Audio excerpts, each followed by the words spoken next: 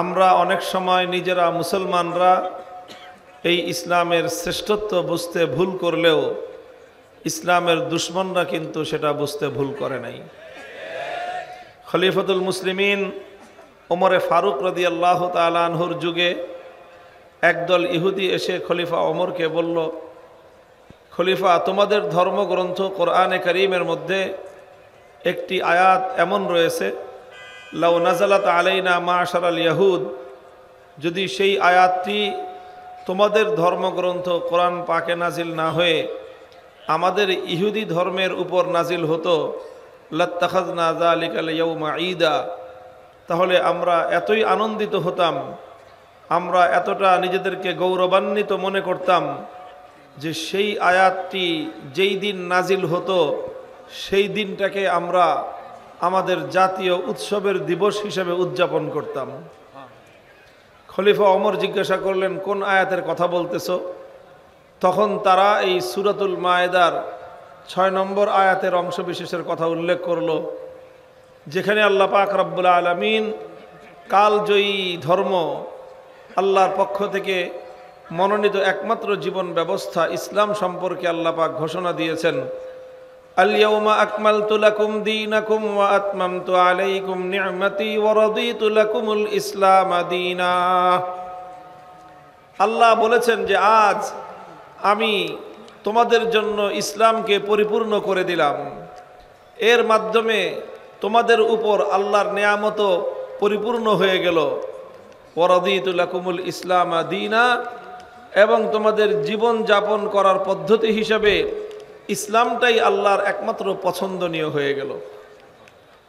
এই কথার মধ্যে আমরা হয়তো খুব একটা তাৎপর্য খুঁজে পাই না, কিন্তু ইহুদিরা এই কথার মধ্যে তাৎপর্য খুঁজে পেয়েছিল। আল্লাহ পাক রব্বুল আলামিন এইরকম একটি ঘোষণা পৃথিবীতে আর কোনো ধর্ম আর কোনো ধর্মগ্রন্থের ব্যাপারে আল্লাহ পাক নাজিল করেন নাই। মুহতারাম হাজিরিন, এই জন্য আমাদেরকে ইসলামের এই শ্রেষ্ঠত্বটাকে বোঝা দরকার। কেন বোঝা দরকার?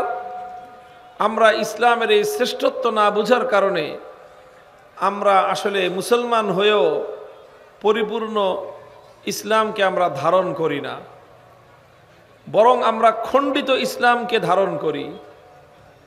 খণ্ডিত ইসলাম, ইসলামের গুরুত্বপূর্ণ অংশ আমরা ইসলাম থেকে মাইনাস করে দেই, ইসলাম থেকে আমরা বাতিল মনে করি, যেটা আমাদের ঈমানের জন্য অত্যন্ত ভয়াবহ ঝুঁকিপূর্ণ একটা জায়গা। আপনি আপনার সন্তানকে খণ্ডিত অবস্থায় দেখতে পছন্দ করবেন না, বলেন পছন্দ করবেন? আপনার সন্তানের একটা হাত, একটা পা, শরীরের একটা অঙ্গ, আরে একটা হাত তো দূরের কথা, দুইটা হাতের 10টা আঙ্গুলের একটা আঙ্গুলের 10 ভাগের 1 ভাগ আপনার সন্তানের হাত থেকে কেউ কেটে নিক, এটা আপনি সহ্য করবেন?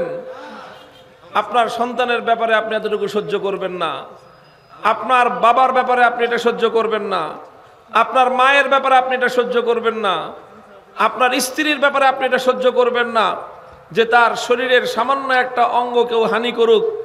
নিজের ব্যাপারে তো প্রশ্নই আসে না, নিজের আপনজনদের ব্যাপারেও কেউ এই কথা সহ্য করবে না যে তার পূর্ণাঙ্গ শরীরের সামান্য একটু অংশ কেউ এখান থেকে কেটে ফেলুক, বিচ্ছিন্ন করে ফেলুক।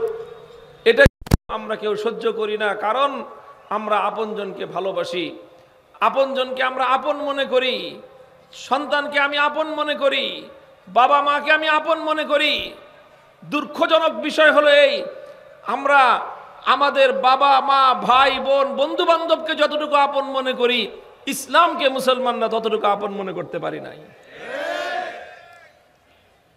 যদি পারতাম তাহলে আমার চোখের সামনে যখন ইসলামের অঙ্গহানি করা হয়, আমার চোখের সামনে যখন ইসলামের একটা অধ্যায়কে ইসলাম থেকে দূরে সরিয়ে দেওয়ার, বিচ্ছিন্ন করার পায়তারা চালানো হয়, আমার চোখের সামনে যখন একদল মানুষ ইসলামকে খণ্ডিত করবার চেষ্টা করা হয়, আমি যদি সত্যিকার অর্থে ইসলামকে ভালোবাসতাম তাহলে কশ্চিনকালেও এ দেহে প্রাণ থাকা অবস্থায় সেটা আমি বরদাস্ত করতাম না। আমাদের সাথে সংঘাত এই জন্যই তৈরি হয়, অনেকের আমাদের সাথে শত্রুতা এই জন্যই, আমাদের সাথে শত্রুতা দুশ্মনী অন্য কোনো কারণে নয়। আমাদের সাথে শত্রুতা দুশ্মনী দুনিয়ার সম্পদ নিয়ে নয়। আমাদের সাথে শত্রুতার দুশ্মনী দুনিয়ার ক্ষমতা নিয়ে নয়। আমাদের সাথে দুশ্মনী আর শত্রুতার লড়াই এটা দুনিয়ার কোনো স্বার্থ নিয়ে নয়। একটা জিনিস নিয়েই যখন আমরা দেখি আল্লাহর দ্বীনের অবিচ্ছেদ্য অংশকে ইসলাম থেকে, দ্বীন থেকে বিচ্ছিন্ন করার কেউ পায়তারা করে, তখন আমরা আমাদের জীবনের চেয়ে প্রিয় আল্লাহর দ্বীন এবং ইসলামকে অক্ষত রাখার জন্য প্রয়োজন আমরা যুদ্ধ করার শপথ নেই।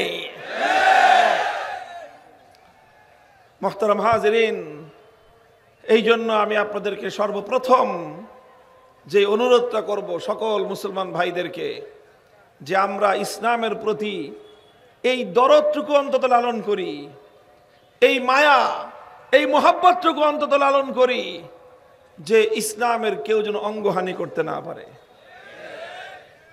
ইসলামের কোনো অধ্যায়, ইসলামের কোনো অংশকে যেন কেউ ইসলাম থেকে কেটে ফেলতে না পারে। এই দরদ, এই মায়া, এই মোহাব্বতটুকু ইসলামের প্রতি বলেন একজন মুসলমান হিসেবে আমাদের অন্তরে থাকা উচিত কি উচিত না? বলেন।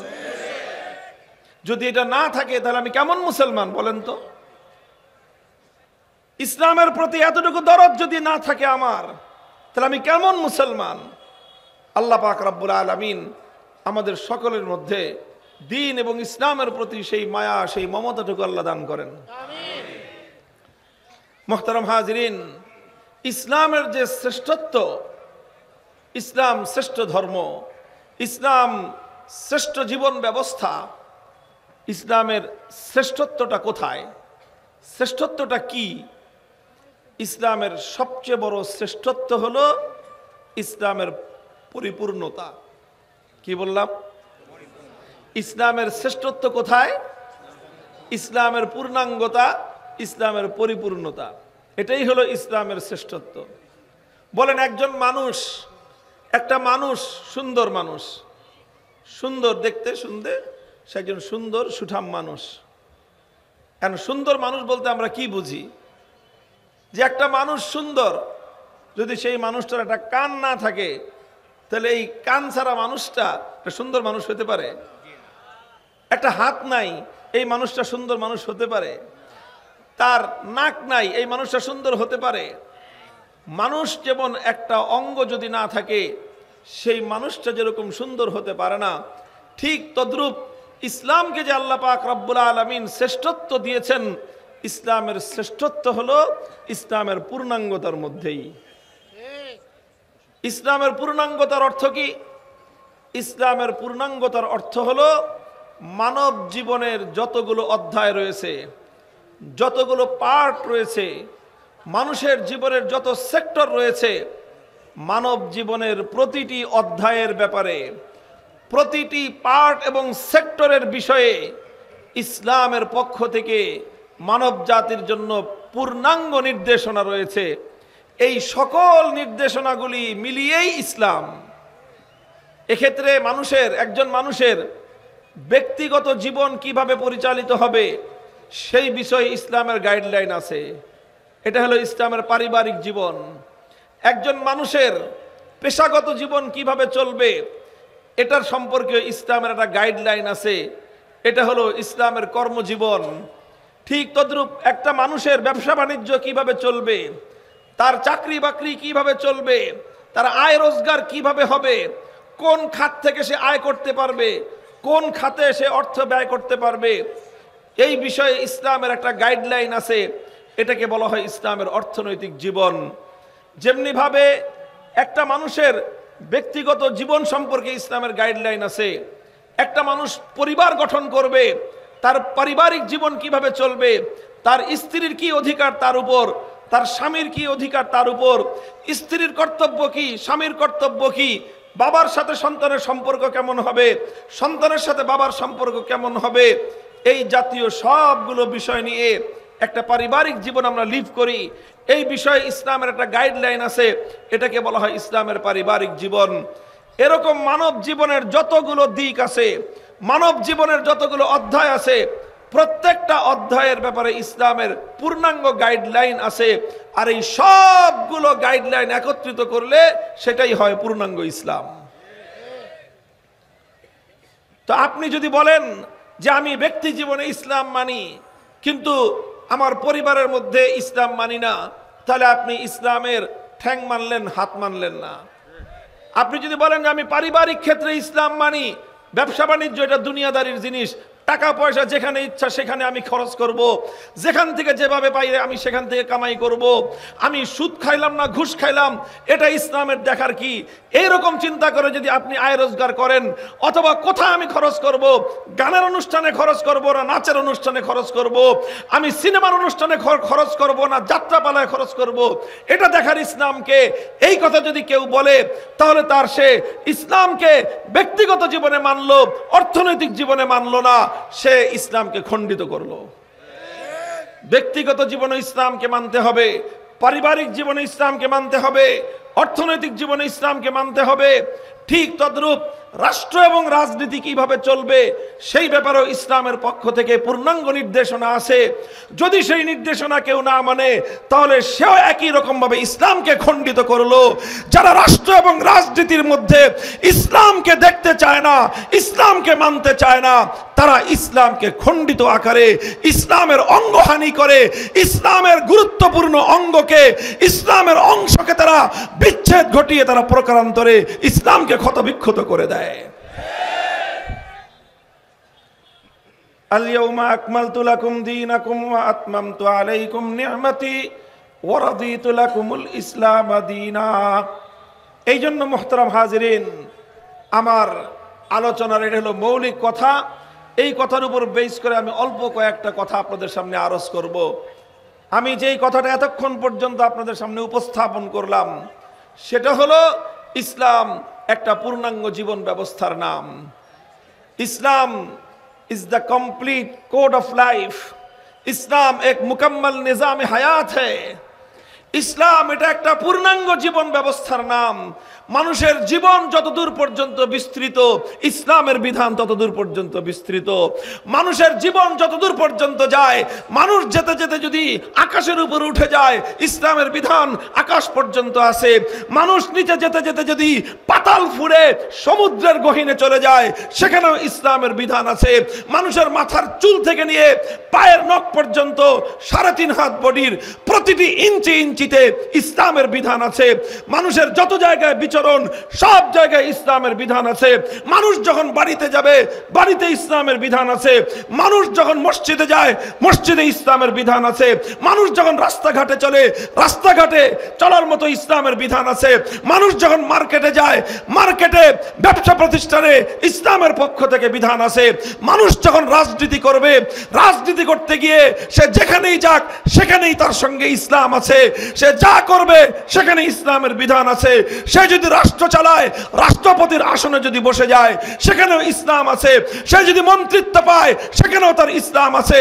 সে যদি পার্লামেন্টের মেম্বার হয়, সেখানেও ইসলাম আছে। যেখানেই মুসলমান সেখানেই ইসলাম, যেখানেই ইসলাম সেখানেই মুসলমান। ইসলাম ছাড়া মুসলমানের কল্পনা করা যায় না, ইসলাম ছাড়া মুসলমানের চিন্তা করা যায় না। আমাদের মধ্যে এই ধরনের একটা প্রবণতা আছে। অনেক সময় আমরা আমাদের জীবনের গুরুত্বপূর্ণ অনেক জায়গায় আমরা এমন ভাবনা ভাবি যে এই জায়গায় আবার ইসলামকে টেনে আনেন কেন?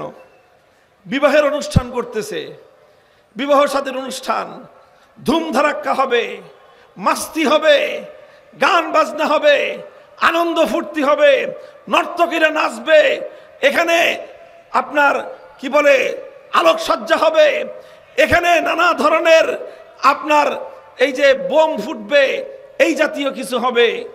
কেউ যে যদি বলে যে ভাই এগুলো তো ইসলামে নাই, কিছু মানুষ আমরা সঙ্গে সঙ্গে বলে উঠি সব জায়গায় ইসলামকে টেনে আনেন না। কথা বলেন ঠিক না বেঠিক? এই যে সব জায়গায় ইসলামকে টেনে আনবেন না, এই কথাটা যারা বলেন একটু চিন্তা ভাবনা করে বলবেন। সব জায়গায় ইসলামকে টেনে আনবো না মানে তুমি মুসলমান না? হ্যাঁ আমি তো মুসলমান। কথা হলে তুমি যদি মুসলমান হয়ে থাকো, যেখানে ইসলাম যেতে পারে না সেখানে মুসলমানও যেতে পারে না। যেখানে ইসলাম যেতে পারে না সেখানে মুসলমানও যেতে পারে না। যদি ইসলাম যেতে না পারে তবে একটা মুসলমান তুই কেমনে গেলি? তুমি যে বললা সব জায়গায় ইসলামকে টেনে আনবেন না, তো যেখানে মুসলমান থাকবে সেখানে অবশ্যই ইসলাম থাকতে হবে। কথা বলেন ঠিক কিনা? আলহামদুলিল্লাহ, ইসলাম একটা পূর্ণাঙ্গ জীবন ব্যবস্থা। মানুষের জীবনের সকল বিষয়ে ইসলামের পক্ষ থেকে একটা পূর্ণাঙ্গ নির্দেশনা আছে। ইসলামের সেই নির্দেশনাগুলোই সবচেয়ে সুন্দর, সবচেয়ে উত্তম, মানব জাতির জন্য, সকল মানুষের জন্য সবচেয়ে বেশি কল্যাণকর। আলহামদুলিল্লাহ বলেন। দেখেন, ইসলাম এত বিশাল, এত বিস্তৃত একটা পরিসরের নাম যে এক একটা ইসলামের পার্ট অফ লাইফ নিয়ে আলোচনা করতে গেলে এক একটা মাহফিলের প্রয়োজন। এক মাহফিলে একটা আলোচনার মাধ্যমে আমি এতগুলো বিষয় কভার করতে পারবো না, সবগুলো বিষয় এই জন্য আমি আলোচনাও করব না। আমি আজকে ইসলামের নির্যাতিত একটা অধ্যায় নিয়ে আলোচনা করব। ইসলামের একটা নির্যাতিত মজলুম একটা অধ্যায়, যে অধ্যায়ের বিরুদ্ধে অমুসলিমরা তো অমুসলিম, আজ নামধারী মুসলমানরা পর্যন্ত ইসলামের যে অধ্যায়টার উপর রাত দিন অহর্নিশ জুলুম এবং অত্যাচার করে, ইসলামের এরকম একটা মজলুম অধ্যায় নিয়ে আমি আপনাদের সামনে আলোচনা করব। সেই অধ্যায়টার এবং রাজনৈতিক বিধান, ইসলামের রাষ্ট্র এবং রাজনৈতিক বিধান। আপনারা অনেকে মনে করতে পারেন যে আমরা তো রাজনীতি করি না, তা আমাদের সাথে ইসলামের রাষ্ট্র এবং রাজনীতির আলোচনা করে লাভটা কি? ভাই, আপনি রাজনীতি করেন বা না করেন, আমি রাজনীতি করি বা না করি, সেটা বড় বিষয় নয়। বড় বিষয় হলো যে দেখেন, ইসলামের একটা অধ্যায়কে আজ অন্যায়ভাবে ঘায়েল করা হয়, ইসলামের একটা অধ্যায়কে জুলুম করা হয়, ইসলামের একটা অধ্যায়ের সঙ্গে অন্যায় আচরণ করা হয়।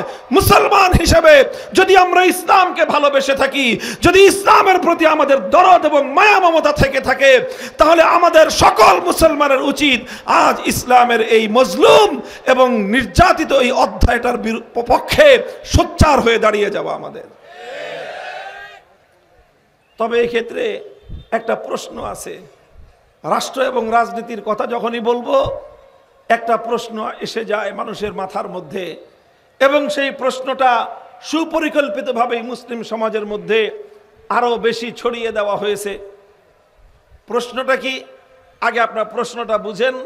এই প্রশ্নোত্তরই আমার আলোচ্য বিষয়। একটা প্রশ্ন দিব, প্রশ্ন বলবো, সেই প্রশ্নটার আলোচনা, জবাব আলোচনা করব, এটাই হলো আমার আলোচনার বিষয়। এই প্রশ্ন এবং উত্তর আলোচনা করেই ইনশাল্লাহ আমি আমার বয়ান সমাপ্ত করব। আগে প্রশ্নটা খেয়াল করে বুঝেন।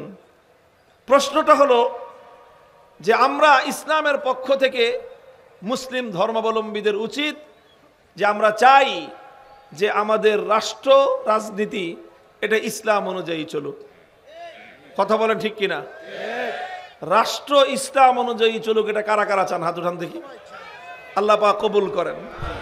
আমার হাত নামান। তাহলে এবার আপনারা প্রশ্ন বুঝেন। আপনারা যেহেতু সবাই চাইলেন যে আমাদের রাষ্ট্র কি অনুযায়ী চলুক, ইসলাম অনুযায়ী চলুক, এখন প্রশ্ন আসতে পারে যে এই রাষ্ট্রে শুধু মুসলমান থাকে না আরো অন্যান্য ধর্মের অনুসারীরাও থাকে? জবাব দেন ভাই, এত মানুষ, কথার জবাব দেন। শুধু মুসলমান থাকে না আর অন্য ধর্মরাও থাকে? তো অন্যান্য ধর্মীরাও যদি থাকে, তাহলে সেই ক্ষেত্রে প্রশ্ন আসবে, আমরা মুসলমান, ইসলামের অনুসারী, এই জন্য আমি ইসলাম অনুযায়ী রাষ্ট্র পরিচালনা করতে চাই। তাহলে একই যুক্তিতে একজন হিন্দু ধর্মাবলম্বী সেও তো চাইবে রাষ্ট্রটা হিন্দু ধর্ম অনুযায়ী চলুক। কথা ঠিক? আচ্ছা, বৌদ্ধ ধর্মাবলম্বী যে, সেও চাইবে রাষ্ট্রটা তার ধর্ম, বৌদ্ধ ধর্ম অনুযায়ী চলুক।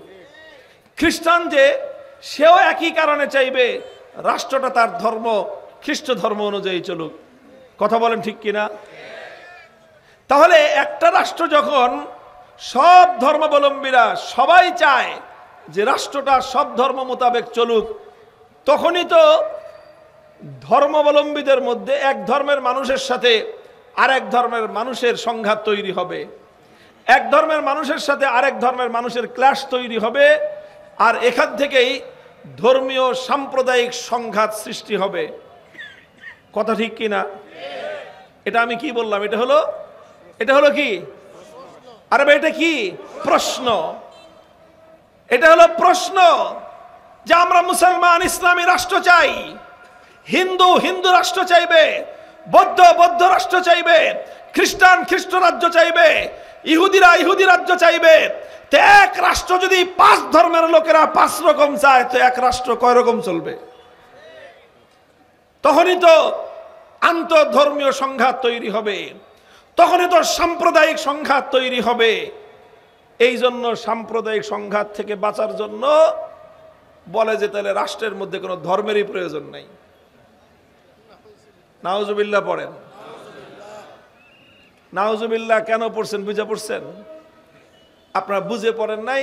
আমি নাউজুবিল্লাহ পড়াইলাম, কেন পড়াইলাম এখন তার জবাব আলোচনা করব আমি। প্রশ্নটা তো ভালো করে বুঝেছেন। আসওয়ালু নিসফুল ইলম। প্রশ্ন যদি ভালো করে বোঝা যায়, উত্তরপত্রে যাই লিখবেন কিছু মার্ক পাবেন। আর প্রশ্ন যদি না বুঝেন, এলোপাতারি লেখা শুরু করছেন, উত্তরপত্রের মধ্যে যতই লেখেন প্রশ্ন না বুঝে লিখলে উত্তর পাওয়া যাবে না, প্রশ্নের কোনো মার্ক পাওয়া যাবে না, নম্বর পাওয়া যাবে না। এই জন্য প্রশ্ন বোঝাটা খুব গুরুত্বপূর্ণ বিষয়। আমাদের প্রশ্নটা বুঝে আসলো যে সব ধর্মাবলম্বীরা যদি নিজ নিজ ধর্ম অনুযায়ী রাষ্ট্র পরিচালনা করতে চায়, তখনই ধর্মগুলোর মধ্যে পারস্পরিক ক্লেশ তৈরি হবে, সংঘাত তৈরি হবে, আন্তঃধর্মীয় সাম্প্রদায়িক সংঘাত তখন দেখা দিবে। এই হলো প্রশ্ন। ভাই এই প্রশ্নের কারণেই একদল মুসলমান তারা রাজনীতিতে ইসলামকে দেখতে চায় না। একদল মুসলমান বলে যে রাষ্ট্রের মধ্যে ইসলামকে টেনে আইনেন না, তাহলেই সংঘাত তৈরি হবে। তারা সংঘাত থেকে বাঁচতে চায়। মোহতারাম হাজিরিন, তাদের এই চাওয়াটা কতটুকু সঠিক আর বেঠিক আমি আলোচনার শেষাংশে এটা আপনাদের সামনে প্রমাণ করে দেখাবো। আমার প্রথম কথা হলো, ঠিক আছে আমি প্রশ্ন মেনে নিলাম, প্রশ্নটাকে মেনে নিলাম যে একটা রাষ্ট্র যদি মুসলমানরা তাদের ইসলাম ধর্ম অনুযায়ী চালাতে চায়, তখন অন্যান্য ধর্মাবলম্বীরাও নিজ নিজ ধর্ম অনুযায়ী রাষ্ট্র পরিচালনা করতে চাইবে, আর তখনই রাষ্ট্র ধর্মগুলোর মধ্যে পারস্পরিক সংঘাত দেখা দিতে পারে। কথাটা ঠিক। এবার আমার জবাব শুনেন আপনারা।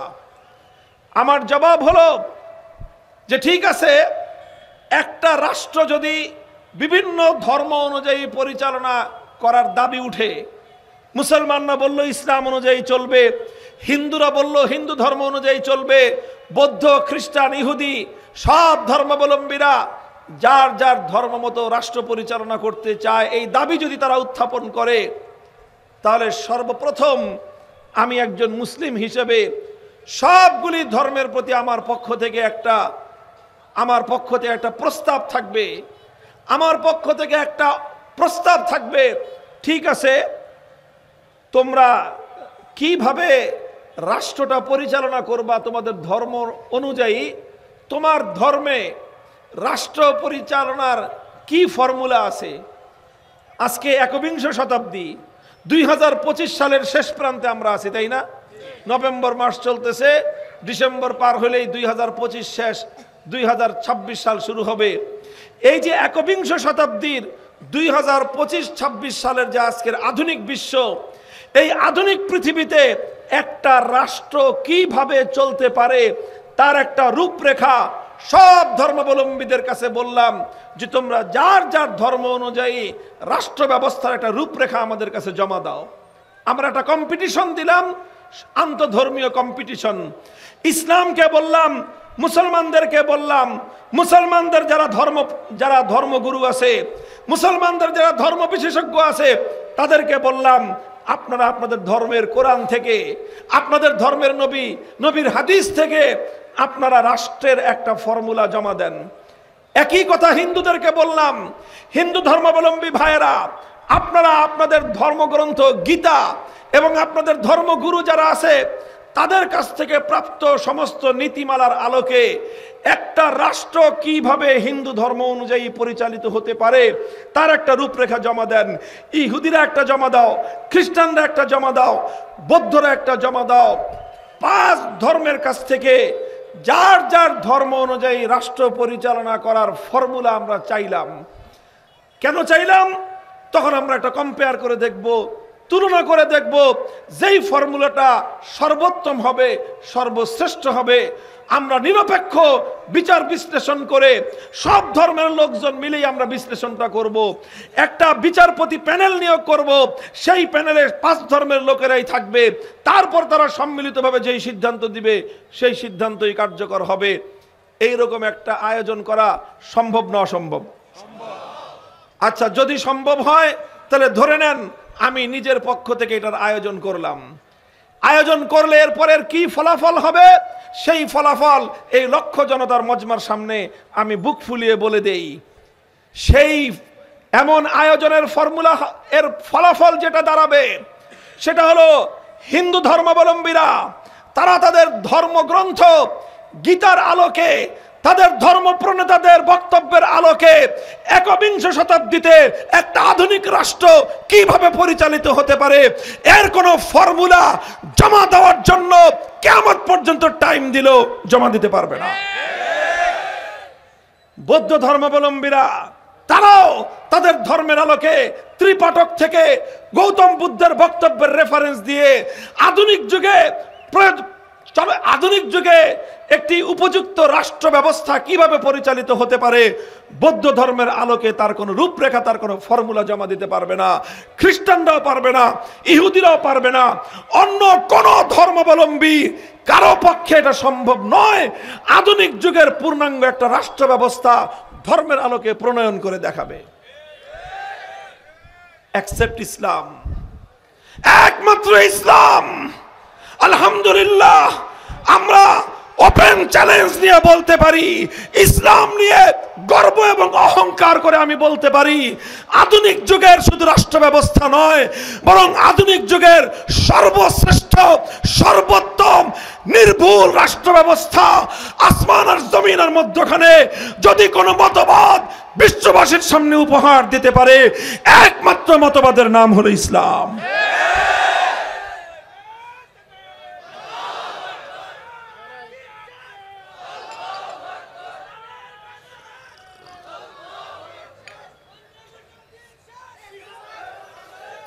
মুহতারাম হাজিরিন, আপনারা কেউ মাইন্ড করবেন না, আমি অন্য কোনো ধর্মের বিরুদ্ধে কটাক্ষ করব না। আমরা অন্য কোনো ধর্মের বিরুদ্ধে কটাক্ষ করাকে জায়েজ মনে করি না। অন্য কোনো ধর্মের মানুষকে অসম্মান করা, অপমান করা, অথবা অন্য কোনো ধর্মের বিরুদ্ধে বিষোদ্গার করা, এটা ইসলামে অ্যালাউ করে না। আমি কোনো ধর্মকে অসম্মান করেছি বলেন? হ্যাঁ, ধর্মগুলোর মধ্যে তুলনা করতেছি, একটা তুলনামূলক বিশ্লেষণ, কম্পারেটিভ রিলিজিয়াস ডিসকাশন, এটা সারা বিশ্ব জুড়ে জনপ্রিয় একটা আলোচনার বিষয়। এই যে ডাক্তার জাকির নায়েক সাহেব, তার অনেক কথার সাথে আমাদের মতের অমিল আছে, আমরা আলেম ওলামা ওনার অনেক কথার সাথে আমরা ভিন্ন মত রাখি, কিন্তু সারা দুনিয়াব্যাপী ওনার যে সাবজেক্ট সেটা হলো এই কম্পারেটিভ রিলিজিয়াস ডিসকাশন। তিনি তুলনামূলক ধর্মতত্ত্বের আলোচনা করেন, আর এই আলোচনার মাধ্যমে তিনি তার দক্ষতার মাধ্যমে এটা প্রমাণ করে দিয়েছেন আল্লাহর কোরআন থেকে, নবীর হাদিস থেকে, ইসলামের আদর্শ থেকে, ইসলামের ১৫০০ বছরের ইতিহাসের আলোকে দ্ব্যর্থহীনভাবে প্রমাণ করে দেন যে ইসলাম কেন শ্রেষ্ঠ। আজ সারা দুনিয়ার মানুষের জন্য মুক্তির একমাত্র পয়গাম হলো ইসলাম। তার সঙ্গে যুক্তিতে পারে না, তার সঙ্গে তর্কে পারে না। এই জন্য গোটা হিন্দুত্ববাদী রাষ্ট্র তার সকল শক্তি নিয়ে এই মানুষটার পিছনে লেগেছে। তাদের দেশ থেকে তাকে বহিষ্কার করে দিছে, মারাত্মক মারাত্মক মামলার আসামি দিয়েছে। কারণ একটাই, যেইভাবে সে মানুষের সামনে যুক্তি দিয়ে ইসলামের শ্রেষ্ঠত্ব প্রমাণ করতেছে, সমস্ত হিন্দু মুসলমান হয়ে যাচ্ছে। এই হলো তাদের ভয়। এখন যুক্তিতে পারে না, তর্কে পারে না, প্রমাণে পারে না, গায়ের জোর দিয়ে ইসলামের অগ্রযাত্রা ঠেকিয়ে দিতে চায়। ওদের দেশে তো থাকতে দিলই না, বাংলাদেশে আসার একটা পরিকল্পনা নিয়েছিল, আমরা ওয়েলকাম করেছিলাম। আমাদের সাথে মত পার্থক্য কিন্তু আছে জাকির নায়েক সাহেবের কিছু কিছু জায়গায়। আমরা বলেছি মাসলার জায়গায় ওনার সাথে মত পার্থক্য, কিন্তু ওনার যেটা সাবজেক্ট, সেই সাবজেক্টের জায়গায় ওনার সাথে আমাদের মত পার্থক্য নাই। আমরা বললাম ওয়েলকাম, আসেন, আমরা জাকির নায়েক সাহেবকে বাংলাদেশে আমরা নিরাপত্তা দেব, তার অনুষ্ঠান হবে, কম্পারেটিভ রিলিজিয়াস ডিসকাশন হবে। সেই 150 কোটি মানুষের সেই হিন্দুত্ববাদী রাষ্ট্র বাংলার মাটিতে জাকির নায়েক আসবে, এটার জন্য সেই ভারত থরথর করে কেঁপে উঠলো। বাংলাদেশের উপর চাপ প্রয়োগ করলো, খবরদার তোমার দেশে যেন জাকির নায়েক আসতে না পারে। আর আমরা তো এমন একটা দেশ, আমাদের রাষ্ট্র সরকারগুলো এত দুর্বল হয়, এত দুর্বল হয় যে একটু চোখ রাঙ্গানি দিলেই ওনাদের পা কাঁপতে শুরু করে দেয়। যাই হোক, সেটা ভিন্ন কথা। আমি বলতেছিলাম যে আমি অন্য কোনো ধর্মের বিরুদ্ধে বিশুদ্ধার নয়, তবে আমরা তুলনামূলক বিশ্লেষণ করতেছি। আর সেই বিশ্লেষণ করতে গিয়েই আমি সবগুলো ধর্মাবলম্বীর কাছে প্রশ্ন রাখলাম যে আধুনিক যুগের একটা রাষ্ট্র কিভাবে পরিচালিত হতে পারে। সবগুলো ধর্ম যার যার ধর্মের আলোকে তোমরা একটা ফর্মুলা, একটা রূপরেখা জমা দাও। ইসলাম সর্বোত্তম রাষ্ট্র ব্যবস্থার রূপরেখা জমা দিতে পারবে, পৃথিবীর অন্য কোনো ধর্ম এই রূপরেখা জমা দিতে পারবে না। প্রশ্ন করতে পারেন, হুজুর ইসলাম পারলে অন্য ধর্মগুলো পারবে না কেন? এটা একটা প্রশ্ন, যে হিন্দু ধর্ম পারবে না কেন? আর পারবে না যেটা আপনি জানলেন কোত্থেকে হুজুর? বৌদ্ধ ধর্ম পারবে না কেন? পারবে না, এবং সেই পারবে না যেটা আমি জানলাম কোত্থেকে? খ্রিস্টানরা পারবে না, ইহুদি ধর্মাবলম্বীরা পারবে না, কেন পারবে না? এবং পারবে না যে সেটা আমরা জানলাম কিভাবে? এখানে আমাদের মুসলমান আলেম ওলামা পাইছি, এই জন্য এখানে শুধুমাত্র নিজেদের অন্দর মহলে খুব একটা মানে কি বলে, আমাদের আঞ্চলিক ভাষায় বলে যে চাপাবাজি করে গেছি। না, এটা আমার গলার জোরের কথা না। আমি জানি আমার এখানে মাইক লাগানো, দূর দূরান্ত পর্যন্ত আওয়াজ পৌঁছতেছে, আর এই এতগুলো মিডিয়া রেকর্ড করতেছে। আমি এখান থেকে ঢাকায় যাওয়ার আগেই সব মিডিয়ার মাধ্যমে এগুলো ইথারে পাথারে ভাসতে ভাসতে লক্ষ কোটি মানুষের কাছে সারা দুনিয়ায় ছড়ায় পড়বে। কথা বলেন ঠিক কিনা? এটা মুসলমানরা শুনবে, হিন্দু বৌদ্ধ ইহুদি খ্রিস্টান সব ধর্মের ভাইয়েরা শুনবে, সবার কাছে যাবে। সেই যে যাবে জেনেই সেইভাবেই পরিমাপ করে আমি কথা বলতেছি, এবং এটাই বলতেছি যে আধুনিক যুগের রাষ্ট্র ব্যবস্থার রূপরেখা ইসলাম ছাড়া অন্য কোন ধর্ম উপহার দিতে পারবে না। প্রশ্ন করবেন কেন পারবে না? কেন পারবে না? এর সরল উত্তর হলো, দেখেন, ধর্মতাত্ত্বিকদের বিশ্লেষণ হলো, তাদের ধারণা হলো পৃথিবীতে সব ধর্মই কোনো না কোনো যুগে আল্লাহর পক্ষ থেকে দুনিয়াতে আগমন করেছে। পরবর্তীতে সেই ধর্মগুলোর মেয়াদ শেষ, সেগুলো ডেট এক্সপায়ার হয়ে গিয়েছে, সেগুলো রহিত এবং মানসুখ হয়ে গিয়েছে, অথবা সেই ধর্মগুলো সেই মানুষদের দ্বারা বিকৃত হয়ে গিয়েছে, পরিবর্তিত হয়ে গিয়েছে। অরিজিনাল ধর্ম আর কোনোটাই দুনিয়াতে অবশিষ্ট নাই। অরিজিনাল ধর্ম আল্লাহ যেভাবে পাঠিয়েছিলেন অবিকৃত অবস্থায় জমিনের মধ্যে একমাত্র আছে ইসলাম। অন্য ধর্মগুলো আল্লাহ পাক পাঠিয়েছিলেন যেই যুগের জন্য, এগুলো সেই যুগের জন্য পারফেক্ট ছিল। আধুনিক যুগের জন্য আল্লাহ পাক পাঠিয়েছেন একমাত্র ইসলামকে, অন্য কোন ধর্মকে আল্লাহ পাক আধুনিক যুগের জন্য পাঠান নাই। তো অন্য ধর্মগুলোকে পাঠিয়েছিলেন প্রাচীন যুগের জন্য, সেই ধর্মগুলো প্রাচীন যুগের জন্য পারফেক্ট ছিল। আধুনিক যুগের জন্য আল্লাহ পাঠিয়েছেন একমাত্র ইসলামকে, এই জন্য আধুনিক যুগের জন্য একমাত্র পারফেক্ট ধর্মের নাম হলো ইসলাম। এটা তো স্বাভাবিক কথা, যেই ধর্ম যেই যুগের এটা সেই যুগে চলবে, অন্য যুগে চলবে না। কথা বলেন ঠিক কিনা? হিন্দু ধর্ম আধুনিক যুগের ধর্ম নয়, বৌদ্ধ ধর্ম আধুনিক যুগের ধর্ম নয়, খ্রিস্ট ধর্ম ইহুদি ধর্ম আসমানি ধর্ম কিন্তু আধুনিক যুগের ধর্ম নয়। এই জন্য আধুনিক যুগের সমস্যার সমাধান এই ধর্মগুলোর মধ্যে আমার আল্লাহই দেন নাই, তো হিন্দু বৌদ্ধ খ্রিস্টান ইহুদিরা পাবে কোত্থেকে? আল্লাহ যদি দিতেন ওখানে সমস্যার সমাধান, তাহলে সেনা তারা সমাধানটা পাইতো। আল্লাহ যেহেতু ওই ধর্মগুলোর মধ্যে ওই সমাধানটা দেন নাই, তাহলে ওই ধর্মের মধ্যে এই সমাধান আসবে কোত্থেকে? এই জন্য ওই ধর্মগুলোর মধ্যে রাষ্ট্র ব্যবস্থা সংক্রান্ত কোন রূপরেখা তারা জমা দিতে পারবে না। এটা হলো আমার চ্যালেঞ্জ। এটা কি আমার চ্যালেঞ্জ? এটা একটা জ্ঞানগত চ্যালেঞ্জ, এটা বুদ্ধিবৃত্তিক চ্যালেঞ্জ, এটা একটা আলোচনার সাবজেক্ট হিসেবে আমার চ্যালেঞ্জ। আপনারা যদি বলেন যে আপনি চ্যালেঞ্জ করে গেলেন, প্রমাণ কি? আমি আপনাদের সামনে একটা একটা করে এখন 2-3টা প্রমাণ আলোচনা করব, আমার আলোচনা সমাপ্ত হয়ে যাবে। আমি কয়েকটা প্রমাণ আপনাদের সামনে আলোচনা করব। 1 নম্বর প্রমাণ আমি আলোচনা করব। দেখেন, একটা, আপনাকে আমার আলোচনা বুঝতেছেন? দেখেন, প্রয়োজনীয় সময়ের যেগুলো প্রয়োজন আল্লাহর কোরআন এবং ইসলাম থেকে সেই বিষয়গুলি কথা বলা আমার অভ্যাস। আমি চাই যে এখানে সবাই আলোচনা বুঝবে, শুধু শুনবে না। কথা ঠিক? হ্যাঁ, আমার আলোচনায় আপনারা অনেকেই আশা করে আসছেন যে একটু নারায়ে তাকবীর স্লোগান দিবেন। এখনো পর্যন্ত হুজুর সেরকম কোনো নারায়ে তাকবীর স্লোগান দেওয়ার মতো কোনো বক্তব্য তো দিল না। আমি আপনাদেরকে হতাশ করব না ইনশাআল্লাহ। আপনারা দোয়া করেন আল্লাহ আমাকে সুস্থ রাখুক। ইনশাআল্লাহ স্লোগান উঠবে, স্লোগান উঠবে, আল্লাহর বরত্বের স্লোগান উঠবে, আকাশ বাতাস মুখরিত হবে। আল্লাহর জমিনে চূড়ান্ত গন্তব্য আল কোরআনের সমাজ কায়েম হবে ইনশাআল্লাহ। পৃথিবীর কোন শক্তি ইসলামের সম্ভাব্য চূড়ান্ত বিজয়কে রুখে দেওয়ার সাধ্য কারো নাই, কারো নাই, কারো হবে না ইনশাআল্লাহ।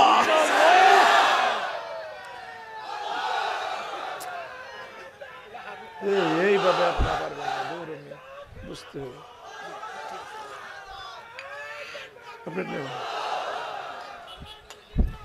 মুহতারাম হাজিরিন, এই জন্য আমি প্রমাণ হিসেবে দুই একটা প্রমাণের কথা আলোচনা করে নেই, তারপরে আমাদের দায়িত্ব এবং কর্তব্যের আলোচনা আসবে ইনশাআল্লাহ। আমি প্রথম প্রমাণ হিসেবে আপনাদের কাছে একটা পয়েন্ট আলোচনা করতে চাই। সর্বপ্রথম দেখেন, একটা রাষ্ট্র যদি গঠন করতে হয়, একটা রাষ্ট্র যদি পরিচালনা করতে হয়, তাহলে সেই রাষ্ট্রের জন্য একজন শাসক নির্বাচন করার প্রয়োজন আছে না নাই? বলেন, কোন শাসক ছাড়া রাষ্ট্র চলে? আরে ভাই, একজন পরিচালক ছাড়া তো একটা প্রতিষ্ঠানই চলে না। কোন হেডমাস্টার ছাড়া স্কুল চলে? প্রিন্সিপাল ছাড়া কলেজ চলে? ভাইস চ্যান্সেলর ছাড়া বিশ্ববিদ্যালয় চলে? মোহতারাম ছাড়া মাদ্রাসা চলে? ইমাম সাহেব ছাড়া মসজিদ চলে? আরে ভাই, একটা অফিস, ছোট্ট একটা প্রতিষ্ঠানে তো একটা পরিচালক ছাড়া চলে না। তো বিশাল রাষ্ট্র একটা প্রতিষ্ঠান, রাষ্ট্রের প্রধান ছাড়া, রাষ্ট্রের শাসক ছাড়া রাষ্ট্র চলতে পারে না। তাহলে রাষ্ট্রের জন্য একজন শাসক লাগবে। সেই শাসকের নাম যাই হোক, কেউ প্রধানমন্ত্রী বলবেন, কেউ রাষ্ট্রপতি বলবেন, কেউ রাজা বলবেন, কেউ বাদশাহ বলবেন, কেউ কিং বলবেন, যে যাই বলেন, একজন প্রধান তো লাগবে। প্রশ্ন হলো, একটা রাষ্ট্রের জন্য অপরিহার্য যে এই যে প্রয়োজন, একজন শাসক নির্বাচন করার যে প্রয়োজন, আমার সবগুলো ধর্মের কাছে প্রশ্ন হলো, বলো যার যার ধর্মের পক্ষ থেকে একটা রাষ্ট্রের প্রধান নির্বাচন করবার কি ফর্মুলা তোমার ধর্মে আছে? কিভাবে একটা রাষ্ট্রপ্রধান নির্বাচন করতে হয়? হিন্দু ধর্মের গীতা গ্রন্থে কি বলা আছে? বৌদ্ধদের ত্রিপিটকে কি বলা আছে? খ্রিস্টানদের ইনজিল শরীফে, নিউ টেস্টামেন্টে কি লেখা আছে? ইহুদিদের ওল্ড টেস্টামেন্টে কি লেখা আছে? অথবা তোমাদের নবী মুসা আলাইহিস সালাম, ঈসা আলাইহিস সালাম, গৌতম বুদ্ধ এবং তোমাদের হিন্দু ধর্মের পুরোহিতদের কাছ থেকে তোমাদের কাছে এই ব্যাপারে কি রেফারেন্স আছে বলো দেখি তোমরা। ওই আমি যেটা বলেছি, আমার এই প্রশ্ন ইথারে পাথারে ধ্বনিত প্রতিধ্বনিত হতে থাকবে। বছর পেরিয়ে যুগ পার হবে, যুগ পেরিয়ে শতাব্দী পার হবে, শতাব্দী গড়িয়ে সহস্রাব্দী পার হবে। এই প্রশ্নের জবাব দেওয়ার মতো কোনো বাপের বেটার জন্ম হয় নাই, হবেও না। একমাত্র ইসলামের কাছে এই প্রশ্নের সমাধান আছে। ইসলাম পারবে একটা রাষ্ট্রের, একটা জাতির শাসক এবং রাষ্ট্রপ্রধান কিভাবে নির্বাচন করতে হবে। ইসলাম তার ফর্মুলা শুধু দিয়েছে তাই নয়, ইসলাম এমন একটা ফর্মুলা দিয়েছে, যদি তুলনামূলক বিশ্লেষণ করা হয়, আজকের পাশ্চাত্যের গণতন্ত্রের দেয়া নির্বাচন ব্যবস্থার চেয়ে ইসলামের দেওয়া নির্বাচন ব্যবস্থা, শাসক নির্বাচনের পদ্ধতি হাজার গুণে শ্রেষ্ঠ এবং নির্ভুল। ইসলাম যেই ফর্মুলা দিয়েছে, সেই ফর্মুলাকে বলা হয় আহলুল হাল্লি ওয়াল আকদ। সেই ফর্মুলা অনুযায়ী রাষ্ট্রে শাসক নির্বাচন করবার আগে ভোটার নির্বাচন করতে হবে। আগে কি নির্বাচন হবে? আগে ভোটার নির্বাচন হবে, যে একটা রাষ্ট্রে শাসক নির্বাচনের জন্য ভোট দিতে পারবে কে, ভোট দিতে পারবে না কে, এই দুইটা আগে চিহ্নিত করবে ইসলাম। ইসলাম এমন একটা ব্যবস্থা দিয়েছে। বলবেন ব্যাপারটা কেমন? ব্যাপারটা একটু খোলাসা করে বলি আমি আপনাদের কাছে। ইসলাম যদি আলহামদুলিল্লাহ রাষ্ট্র ব্যবস্থা পরিচালনার দায়িত্ব পায়, সর্বপ্রথম নির্বাচন কমিশন সংস্কার করবে ইসলাম। নির্বাচন কমিশন করে নির্বাচন কমিশনকে একটা দায়িত্ব দিবে। সে দায়িত্বটা হলো তুমি ভোটার আইডি কার্ড প্রণয়ন করো। এখন বর্তমানে আমার দেশের নির্বাচন কমিশনকে বানায় রাখছে, তারা ন্যাশনাল আইডি কার্ড দেয়। কি দেয়? National ID card. আমার দেশের যেটা ন্যাশনাল আইডি কার্ড সেটাই ভোটার আইডি কার্ড। ইসলাম বলেছে না, একটা দেশে আইডি কার্ড শুধু ন্যাশনাল আইডি কার্ড এবং ভোটার আইডি কার্ড একটা হতে পারে না, বরং রাষ্ট্রের নাগরিকদের মধ্যে দুই ধরনের আইডি কার্ড থাকবে। কয় রকম? একটা থাকবে এনআইডি ন্যাশনাল আইডি কার্ড, আরেকটা থাকবে voter ID card VID. VID তথা ভোটার আইডি কার্ড এটা প্রণয়ন করবে, এটা ব্যবস্থাপনা করবে নির্বাচন কমিশন। নির্বাচন কমিশনের কাজ ন্যাশনাল আইডি কার্ড দেওয়া নয়। ন্যাশনাল আইডি কার্ড এটা রাষ্ট্রের অন্য আরেকটা প্রতিষ্ঠান দিবে, হয় স্বরাষ্ট্র মন্ত্রণালয় দিবে, আর না হয় স্থানীয় সরকার মন্ত্রণালয় দিবে। সিটি কর্পোরেশন চেয়ারম্যানের অফিস থেকে ন্যাশনাল আইডি কার্ড দেওয়া হবে, আর নির্বাচন কমিশন শুধু ভোটার আইডি কার্ড দিবে।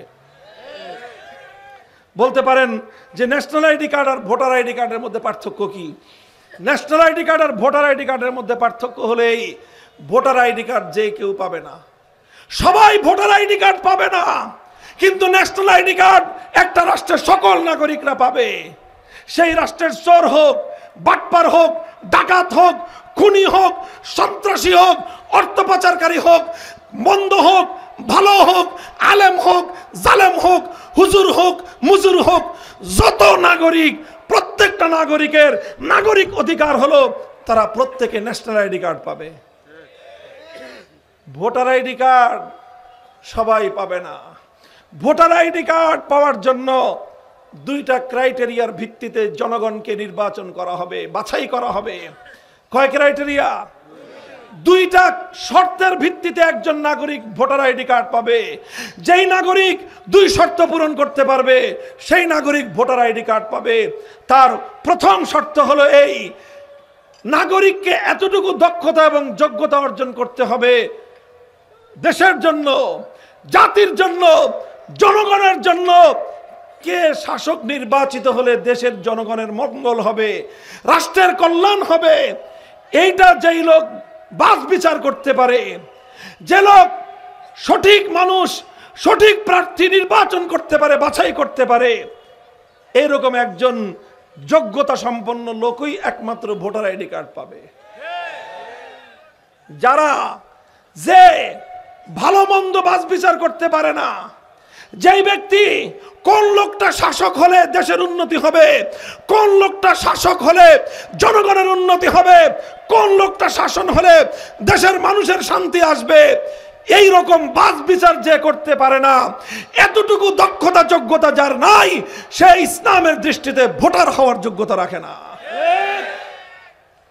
দ্বিতীয় নম্বর যোগ্যতা লাগবে হলো তার মধ্যে আমানতদারি থাকতে হবে। কি থাকতে হবে? আহামরি কোন যোগ্যতার কথা বলতেছি না, আমানতদারি থাকতে হবে। আমানতদারি থাকলে কি হবে?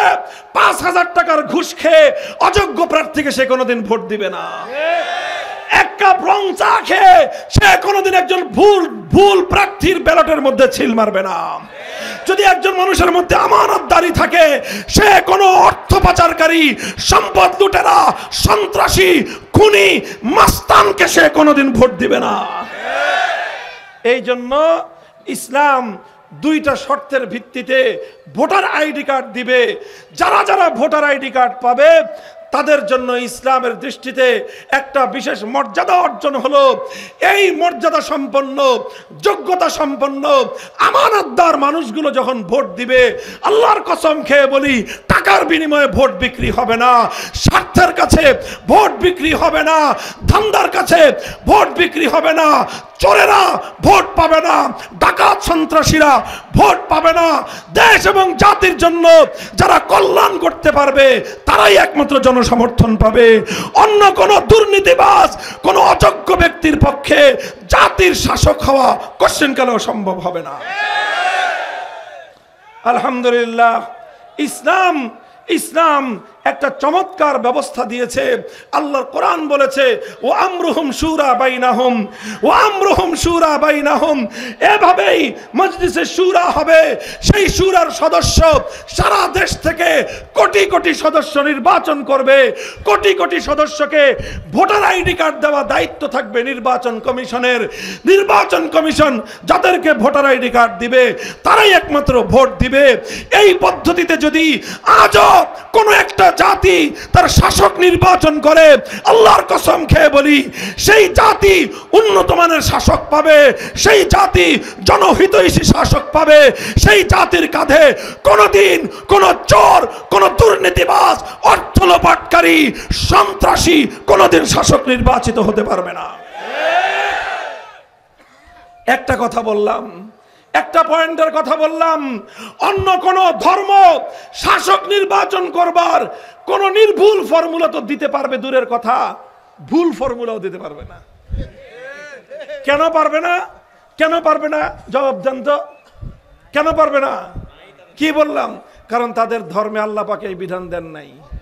কারণ ওই ধর্মের গুলোকে আল্লাহ পাক এই যুগের জন্য তো পাঠান নাই। কাজে ওই ধর্মের মধ্যে তো এই ম্যাটারই নাই। কাজে তারা পারবে কোত্থেকে? আরেকটা দৃষ্টান্ত দিয়ে আমি আপনাদের সামনে, দেখেন যে কোনো একটা রাষ্ট্র পরিচালনার জন্য খুবই গুরুত্বপূর্ণ একটা অধ্যায়, খুব গুরুত্বপূর্ণ একটা বিভাগ হলো দেশের অর্থনৈতিক ব্যবস্থা পরিচালনা করা। কথা বলেন ঠিক না বেঠিক? একটা সরকার, একটা রাষ্ট্র ব্যবস্থার সফলতা এবং ব্যর্থতা অনেকাংশেই নির্ভর করে সেই রাষ্ট্রের অর্থনৈতিক ব্যবস্থার উপর। কথা ঠিক?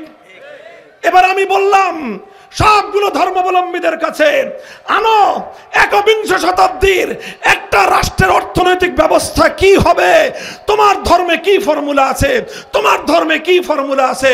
তোমার ধর্মে কি ফর্মুলা আছে? এই প্রশ্ন তাদের সকল ধর্মাবলম্বীদের কাছে জমা দেওয়ার পর 1000 বছর অতিক্রান্ত হয়ে যাবে। ইসলাম ছাড়া অন্য কোন ধর্মাবলম্বীর কারো সেই সামর্থ্য নাই সে তার ধর্মের আলোকে একটা আধুনিক যুগের রাষ্ট্রের অর্থনৈতিক ব্যবস্থা সম্পর্কে তার ধর্মের আলোকে কোনো ফর্মুলা জমা দিতে পারবে। আপনি ইসলামের কাছে প্রশ্ন করেন, আলহামদুলিল্লাহ 24 ঘন্টার প্রয়োজন হবে না। এই মঞ্চে বসে আমি আল্লাহর কোরআনের আলোকে একটা রাষ্ট্রের জাতীয় বাজেট কিভাবে প্রণীত হবে, সেই রাষ্ট্রের রেভিনিউ কালেকশন কোন কোন সোর্স থেকে হবে, প্রত্যেকটা সোর্স বলে বলে এই খাত থেকে এত টাকা ইনকাম হবে, ওই খাত থেকে এইভাবে ইনকাম হবে। আমরা একটা রাষ্ট্রের রেভিনিউ কালেকশনের সোর্সগুলো বলতে পারবো।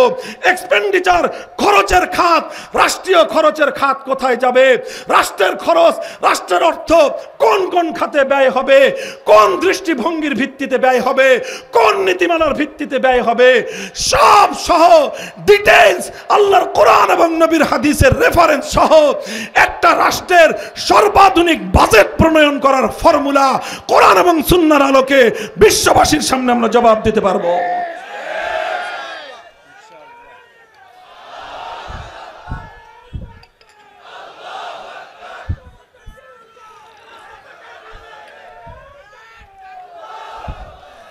আরেকটা জ্বলন্ত দৃষ্টান্ত দিয়ে এই বিষয়ে দেখেন, খুব খেয়াল করে বুঝেন। এগুলো তো আমি তাত্ত্বিক কথা বললাম, এখন একটা প্র্যাকটিক্যাল কথা বলি। প্র্যাকটিক্যাল কথা, সারা দুনিয়ার একটা প্র্যাকটিক্যাল চিত্র আমি আপনাদের সামনে বলি। আপনারা শহর অঞ্চলের সচেতন মানুষ, বর্তমান পৃথিবীতে যে কোনো ব্যবসায়িক, প্রাতিষ্ঠানিক, অর্থনৈতিক কার্যকলাপ পরিচালনা করবার জন্য ব্যাংকিং ব্যবস্থার দরকার আছে না নাই? বলেন আছে না নাই? এমন কোন প্রতিষ্ঠান আছে, ব্যবসা প্রতিষ্ঠান, ব্যাংকে অ্যাকাউন্ট নাই? ব্যাংকের অ্যাকাউন্ট ছাড়া ব্যবসা বাণিজ্য করা যায়? এক্সপোর্ট ইম্পোর্ট করা যাবে? বহির্বিশ্ব থেকে আমদানি রপ্তানি করা যাবে? ইন্টার রিলেশন, এক শহর থেকে আরেক শহরে অর্থ লেনদেন করা সম্ভব এখন ব্যাংকিং চ্যানেল ছাড়া? কোথাও সম্ভব না। আপনি একটা মাদ্রাসা পরিচালনা করতে যান, বাংলাদেশে এমন মাদ্রাসা খুঁজে পাবেন না যেই মাদ্রাসার কোনো ব্যাংক অ্যাকাউন্ট নাই। পাবেন না। আমি তো বললাম মাদ্রাসায় যদি না পান, স্কুল পাবেন কোত্থেকে, কলেজ পাবেন কোত্থেকে, ভার্সিটি পাবেন কোত্থেকে, জাগতিক প্রতিষ্ঠান পাবেন কোত্থেকে? ধর্মীয় প্রতিষ্ঠানই তো ব্যাংক অ্যাকাউন্ট ছাড়া চলে না। তাহলে ব্যাংকিং ব্যবস্থা আজকের দুনিয়ার জন্য অপরিহার্য একটা ব্যবস্থা। কথা ঠিক না বেঠিক? আচ্ছা, এবার বলেন, যেই ব্যাংকিং ব্যবস্থা ছাড়া আজকের আধুনিক যুগের অর্থনৈতিক কার্যকলাপ পরিচালিত হতে পারে না। এবার আমি সবগুলো ধর্মকে বললাম, তোমরা যেই ধর্মের অনুসারী আছো, তোমরা তোমাদের ধর্মের বিধিবিধানের আলোকে একটা করে ব্যাংকিং ব্যবস্থার ফর্মুলা উপহার দাও। একটা হিন্দু ধর্ম অনুযায়ী হিন্দু ব্যাংক কেমন হতে পারে, একটা বৌদ্ধ ব্যাংক কেমন হতে পারে, একটা খ্রিস্ট ব্যাংক কেমন হতে পারে, একটা ইহুদি ব্যাংক কেমন হতে পারে, তোমরা আমাদের কাছে ফর্মুলাটা জমা দাও। এখানেও একই কথা। দিন যাবে, রাত পোহাবে, মাস গড়িয়ে বছর যাবে, যুগ পার হবে, শতাব্দী পার হবে, সহস্রাব্দী পার হবে, হিন্দু বৌদ্ধ ইহুদি খ্রিস্টান সহ এই জগতে তাবৎ যত ধর্ম আছে, কোন ধর্মাবলম্বীরা ধর্মের সত্যিকার রেফারেন্স দিয়ে ব্যাংকিং ব্যবস্থার কোনো ফর্মুলা উপহার দিতে পারবে না। অন দ্য আদার হ্যান্ড, আপনি ইসলামকে জিজ্ঞাসা করেন, বলো দেখি মুসলমানরা আজকের আধুনিক যুগে ব্যাংকিং চ্যানেলে কিভাবে লেনদেন করতে হবে, ইসলাম তার কি ফর্মুলা দেয়? আমি বলবো, তোমার আজকে প্রশ্ন করার জন্য ইসলাম বসে নাই। যে তুমি 2025 সালে এসে প্রশ্ন করবা, তারপরে ইসলাম এই ফর্মুলা জমা দিবে। ইসলাম তোমার জন্য বসে নাই, বরং তোমার জন্মের আরো 65 বছর আগে 1960-এর দশকে সারা দুনিয়ার সামনে ইসলামিক স্কলাররা আল্লাহর কোরআনকে গবেষণা করে, আল্লাহর নবীর হাদিস থেকে ইজতিহাদ করে আজকের আধুনিক যুগের সুদ ভিত্তিক ব্যাংকিং ব্যবস্থাকে উপেক্ষা করে শরিয়া ভিত্তিক ইসলামী শরিয়াকে অনুসরণ করে, কোরআন সুন্নাহকে অনুসরণ করে কিভাবে একটা ব্যাংকিং ব্যবস্থা পরিচালিত হতে পারে তার শুধু রূপরেখা দিয়েই মুসলমানরা ক্ষান্ত হয় নাই, বরং আজকের এই পৃথিবীতে এমন কোন উন্নত শহর খুঁজে পাওয়া দুষ্কর যেই উন্নত শহরে ইসলামী শরিয়া মোতাবেক ব্যাংকিং প্রতিষ্ঠিত হয়ে तमाम বিশ্ববাসীকে ব্যাংকের সেবা উপহার না দিচ্ছে। রাখেন, 5ই আগস্টের পূর্ববর্তী বাংলাদেশকে তলাবিহীন ঝুড়িতে পরিণত করা হয়েছিল। বাংলাদেশ থেকে হাজার হাজার নয়, লক্ষ লক্ষ কোটি টাকা পাচার করে বিদেশে বড় বড় বেগমপাড়া গড়ে তোলা হয়েছিল।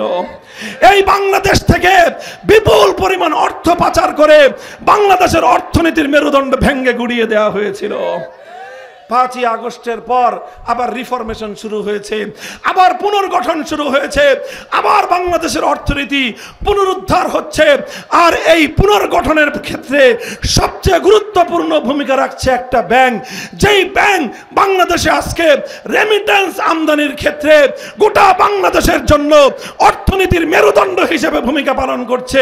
সেটা কোনো কনভেনশনাল সুদ ভিত্তিক ব্যাংক নয়, সেটা একটা ইসলামিক ব্যাংক। কারণ ইসলামী ব্যাংকের যে ফর্মুলা, সেটা ডিপোজিটরদের অর্থের নিরাপত্তা প্রদান করে। ইসলামিক ব্যাংকিং সেক্টর, ব্যাংকিং সিস্টেমের মধ্যে যারা অর্থ সঞ্চয়কারী তাদের অর্থের নিরাপত্তা হয়। ইসলামিক ব্যাংকিং এর মধ্যে যারা ব্যাংক থেকে প্রপারলি যারা লোন গ্রহণ করে, যারা বিনিয়োগ গ্রহণ করে, তারা কোনোদিন ক্ষতিগ্রস্ত হয় না।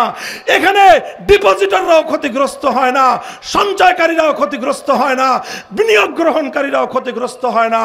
উভয় পক্ষের স্বার্থ রক্ষা করার একমাত্র ব্যাংকিং ব্যবস্থা আল্লাহ প্রদত্ত শরিয়ার আলোকে পরিচালিত ইসলামিক ব্যাংকিং ব্যবস্থা।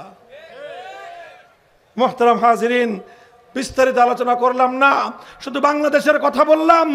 পৃথিবীর যে কোনো দেশে যান, সেই দেশে আপনি ইসলামের ব্যাংকিং পাবেন।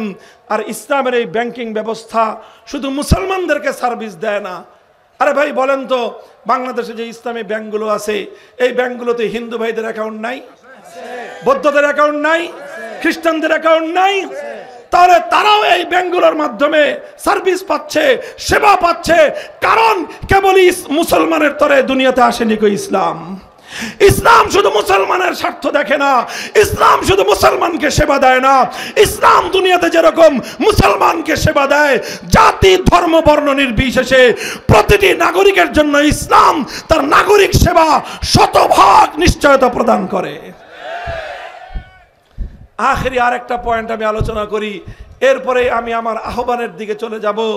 দেখেন, যে কোনো ধর্ম অনুযায়ী একটা রাষ্ট্র চলবে, সেই রাষ্ট্রে অন্য ধর্মের লোকেরা থাকবে কি থাকবে না? বলেন, জোরে বলেন, থাকবে কি থাকবে না?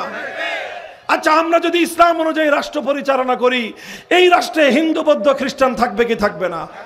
তর্কের খাতিরে ধরে নিলাম, যদি এখানে হিন্দু রাষ্ট্র প্রতিষ্ঠিত হয়, মুসলমানরা থাকবে কি থাকবে না? এখানে যদি বৌদ্ধ বা খ্রিস্ট রাষ্ট্র প্রতিষ্ঠিত হয়, মুসলমানরা থাকবে কি থাকবে না? তাহলে যেই ধর্ম অনুযায়ী রাষ্ট্র চলবে, সেই ধর্মে, সেই রাষ্ট্রে অন্য ধর্মের লোকেরাও থাকবে।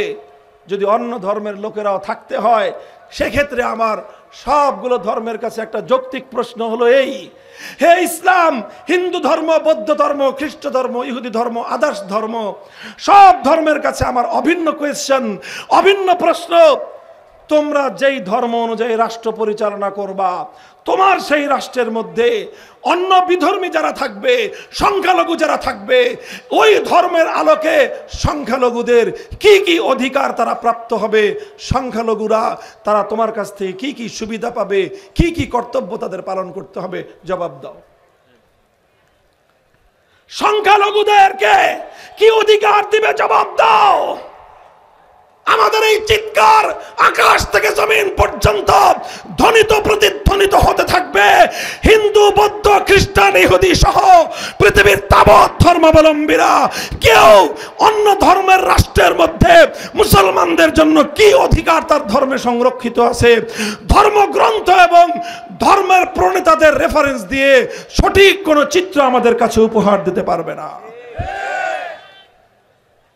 যদি তাদের কাছ থেকে আমরা কোনো ফর্মুলা না পাই, আর তাদের দেশের চিত্রগুলো যদি আমরা তাকিয়ে দেখি, যদি আমরা 100 কোটি হিন্দুত্ববাদীর ভারতের দিকে তাকিয়ে দেখি, কোনো ফর্মুলা তো পেলাম না। বাস্তব আমরা কি পাই? যারা হিন্দুত্ববাদের ভিত্তিতে রাষ্ট্র পরিচালনা করতে চেয়েছে, তাদের দেশে আমরা দেখতে পাই মুসলমানদের অধিকার কিভাবে লঙ্ঘিত হয়। এক মুসলমান গরুর গোশত খাওয়ার অপরাধে জ্বলন্ত আগুনে পুড়িয়ে তাদেরকে হত্যা করা হয়। এক মুসলিম নারীকে ইসলাম গ্রহণ করবার অপরাধে উপর্যুপরি তাকে ধর্ষণ করে নির্মমভাবে তাকে হত্যা করা হয়। শুধুমাত্র ইসলাম গ্রহণ করবার অপরাধে গুজরাটের কসাইরা এক আহমেদাবাদে হাজার হাজার মুসলমানদেরকে জবাই করে হত্যা করে দেয়। এটা হিন্দুত্ববাদী রাষ্ট্রে মুসলমানদের এই করুণ পরিণতি দেখতে পাই। আমাদের পার্শ্ববর্তী মায়ানমারের রাখাইন রাজ্যের আরাকান অঞ্চলে আমরা কি দেখতে পাই? 1300 বছর ধরে রোহিঙ্গা মুসলমানরা সেখানে বসবাস করে। তাদের অপরাধ, তারা মুসলমান। তাদের অপরাধ, তারা ইসলামের কালেমা পড়েছে। তাদের অপরাধ, তারা আল্লাহকে এক আল্লাহ বলে বিশ্বাস করেছে। তাদের অপরাধ, তারা আল্লাহর কোরআনকে বিশ্বাস করেছে। এই অপরাধে উগ্র বৌদ্ধবাদীরা, উগ্র রাখাইনের বৌদ্ধিস্টরা মুসলমানদের সঙ্গে এমন কোন জুলুম এবং অত্যাচার নাই যেই জুলুম এবং অত্যাচারের স্টিম রোলার তাদের উপর পরিচালনা করে নাই। গর্ভবতী মায়ের পেট বিদীর্ণ করে, সেই মায়ের পেট থেকে গর্ভের সন্তানকে বের করে, সেই সন্তানকে দিয়ে মায়ের চোখের সামনে ফুটবল খেলেছে। মায়ের সামনে সন্তানকে টুকরো টুকরো করে হত্যা করেছে। সন্তানের সামনে মাকে ধর্ষণ করে মায়ের ইজ্জত ছিনতাই করা হয়েছে। সন্তানের সামনে পিতাকে হত্যা করা হয়েছে। বাবার সামনে সন্তানকে, ভাইয়ের সামনে বোনকে খুন করা হয়েছে। মনের ইজ্জত দিয়ে চিনিমিনি খেলা হয়েছে। এভাবে লক্ষ লক্ষ রোহিঙ্গা মুসলমান শুধুমাত্র জীবনটুকু হাতে নিয়ে যখন তারা রাখাইন থেকে, আরাকান থেকে বাংলাদেশের দিকে তারা রওনা করেছে, প্রতিমধ্যে 100 মানুষ রওনা করলে 50 জনকে রাস্তার মধ্যে কুপিয়ে হত্যা করা হয়েছে। বাকি 50 জন কোন রকম প্রাণটা হাতে নিয়ে সমস্ত জীবনের অর্জিত সম্পদ পিছনে ফেলে জানটা নিয়ে বাংলাদেশে এসে আশ্রয় নিয়েছে। এগুলো আমি কাল্পনিক কাহিনী বলতেছি না, বলেন এগুলো আমি আমার বানানো গল্প বলতেছি। যদি কারো মনে হয় বানানো গল্প বলতেছি, যান এখনো বাংলাদেশের সেই আপনারা বাংলাদেশের কক্সবাজার এলাকার কুতুপালং রোহিঙ্গা ক্যাম্পগুলোতে যেয়ে দেখেন 18 লক্ষ রোহিঙ্গারা আজ বাংলাদেশে আশ্রিত অবস্থায় আছে। কি অপরাধ তাদের? তাদের অপরাধ আর কিছু নয়, 1300 বছর ধরে তারা ওই এলাকায় থাকে। তাদের অপরাধ একটাই, তারা মুসলমান। এই তো হলো বৌদ্ধদের কাছ থেকে ইসলামের অধিকার। কথা বলেন ঠিক না বেঠিক? কেউ বলতে পারেন যে হিন্দু বৌদ্ধরা তো উগ্র, এই জন্য সেখানে ইসলামের অধিকার নাই। উন্নত ইউরোপ আমেরিকায় মুসলমানদের অধিকার আছে। এই তো ফ্রান্সে কিছুদিন আগেই আদালত থেকে রায় দিয়ে মুসলিম নারীদের জন্য হিজাব ব্যবহার করাকে নিষিদ্ধ ঘোষণা করা হয়েছে। করে নাই? বলেন করে নাই? আমি জিজ্ঞাসা করতে চাই, ইসলাম ধর্মে আল্লাহর কোরআনের বিধান অনুযায়ী একজন মুসলিম নারীর জন্য পর্দা করা সুন্নত না ফরজ? চিৎকার করে বলেন, সুন্নত না ফরজ? তাহলে মুসলমানের জন্য অবশ্য পালনীয় বিধান হলো পর্দার বিধান। আজ ইউরোপিয়ানরা বলতেছে তোমরা মুসলমানরা আমাদের দেশে থাকতে পারবা, তোমার নারীরা আল্লাহর বিধান পালন করতে পারবে না, তোমার ধর্ম তুমি পালন করতে পারবে না। কথা বলেন ঠিক কিনা? এই তো চিত্র। আর ইহুদিদের কথা বলবো কি বলেন?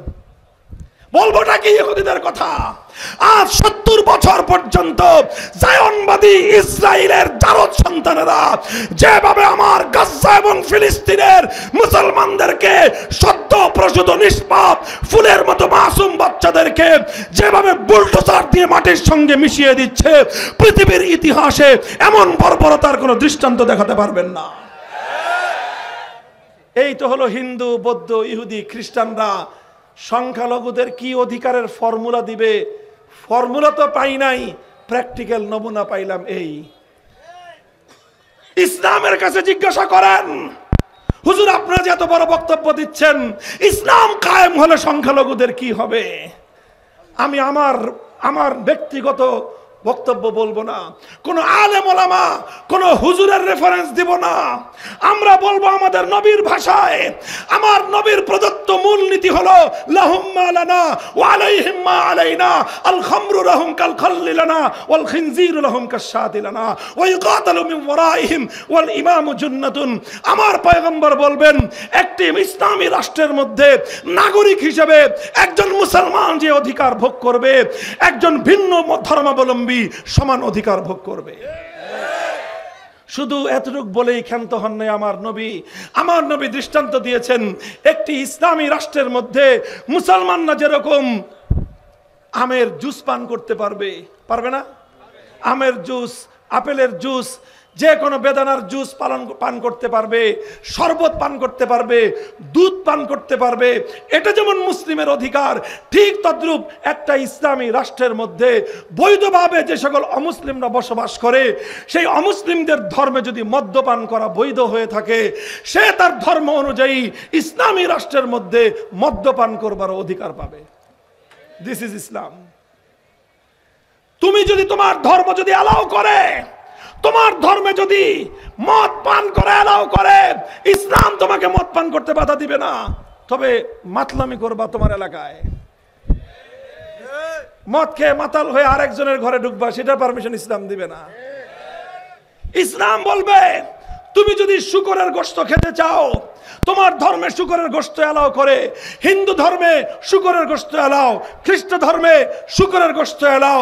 ইসলাম বলবে তোমার ধর্ম যেহেতু শূকরের গোশত এলাও, সুতরাং তুমি যখন ইসলামী রাষ্ট্রে অমুসলিম নাগরিক হিসেবে বসবাস করবে, তোমার শূকরের গোশত খাওয়ার পারমিশন দেওয়া হবে। শুধু পারমিশন না, বরং নিরাপত্তা সহ দিবে। একজন মুসলিম নাগরিকের একটা বকরির বাচ্চা যদি আরেকজন মুসলমান অন্যায়ভাবে মেরে ফেলে, তাহলে আদালত বলবে এই বকরির বাচ্চার ক্ষতিপূরণ দাও। কথা ঠিক কিনা? বকরির বাচ্চার ক্ষতিপূরণ যেমন ভাবে একজন মুসলিম নাগরিকের জন্য আদায় করা হবে, কোন একজন মুসলমান ইমাম হোক, আলেম হোক, নেতা হোক, যেই হোক, কোন একজন হিন্দু ভাইয়ের একটা শূকরের বাচ্চাকে যদি অন্যায়ভাবে মেরে ফেলে, আদালত বলবে হুজুর আসো, নামাজের ইমামতি পরে আগে হিন্দুর শূকরের বাচ্চার ক্ষতিপূরণ দিয়ে নাও। ও মুসলমান, ও সংখ্যালঘু ভাইয়েরা, আজ তোমাদেরকে আতঙ্কিত করা হয় ইসলাম কায়েম হলে নাকি সংখ্যালঘুরা থাকতে পারবে না। এর চেয়ে মিথ্যাচার, এর চেয়ে ধোঁকাবাজি আর প্রতারণা কিছুই হতে পারে না। আমি ইসলামের পক্ষ থেকে দায়িত্ব নিয়ে ঘোষণা করতে চাই, যদি রাষ্ট্র ব্যবস্থা ইসলাম কায়েম হয়, সংখ্যালঘুরা জান, মাল, ইজ্জত, আবরু, ধর্মীয় স্বাধীনতা এমন ভাবে ভোগ করতে পারবে, আজ পর্যন্ত পৃথিবীতে কেউ তাদেরকে সেই নিরাপত্তা দিতে পারে না। আলহামদুলিল্লাহ, ইসলাম সেই আদর্শের নাম, ইসলাম সেই জীবন ব্যবস্থার নাম। ইউকাতালু মিন ওয়ারাইহিম, আল্লাহর নবী বলেছেন, একটি মুসলিম রাষ্ট্রের উপর যদি শত্রুরা হামলা চালায়, শত্রুরা যদি আক্রমণ করে, আর সেই আক্রমণ প্রতিহত করার জন্য কোন হিন্দু, কোন বৌদ্ধ, কোন খ্রিস্টান যদি প্রতিহত করার জন্য যুদ্ধে অংশগ্রহণ করতে চায়, তাহলে তাকে যোদ্ধা হিসেবে মুসলমানরা তাদেরকে গ্রহণ করে নিবে। আর যদি সে যুদ্ধ করতে না চায়, কোশ্চিনকালে তাকে যুদ্ধে যাওয়ার জন্য বাধ্য করবে না, বরং সকল অমুসলিম নাগরিকদের জীবন শত্রুর আক্রমণ থেকে রক্ষা করার জন্য এক একজন মুসলিম মুজাহিদ ঢাল হয়ে শত্রুর বুলেটের মুখে নিজের বুক পেতে দাঁড়িয়ে থাকবে। মুসলমান পক্ষ পেতে বুলেটে আঘাত সহ্য করবে। মুসলিম দেশে বসবাসকারী কোন সংখ্যালঘু নাগরিকের উপর হামলা পরিচালনা করতে দেবে না। এই জন্য আমরা বলি, সংখ্যালঘু ভাইয়েরা, আল্লাহর কোরআনের শাসনকে ভয় পাওয়ার দরকার নাই, বরং কোরআনের শাসন তোমাকে সেই নিরাপত্তা দিবে যেই নিরাপত্তা পৃথিবীর কেউ তোমাকে দিতে পারবে না।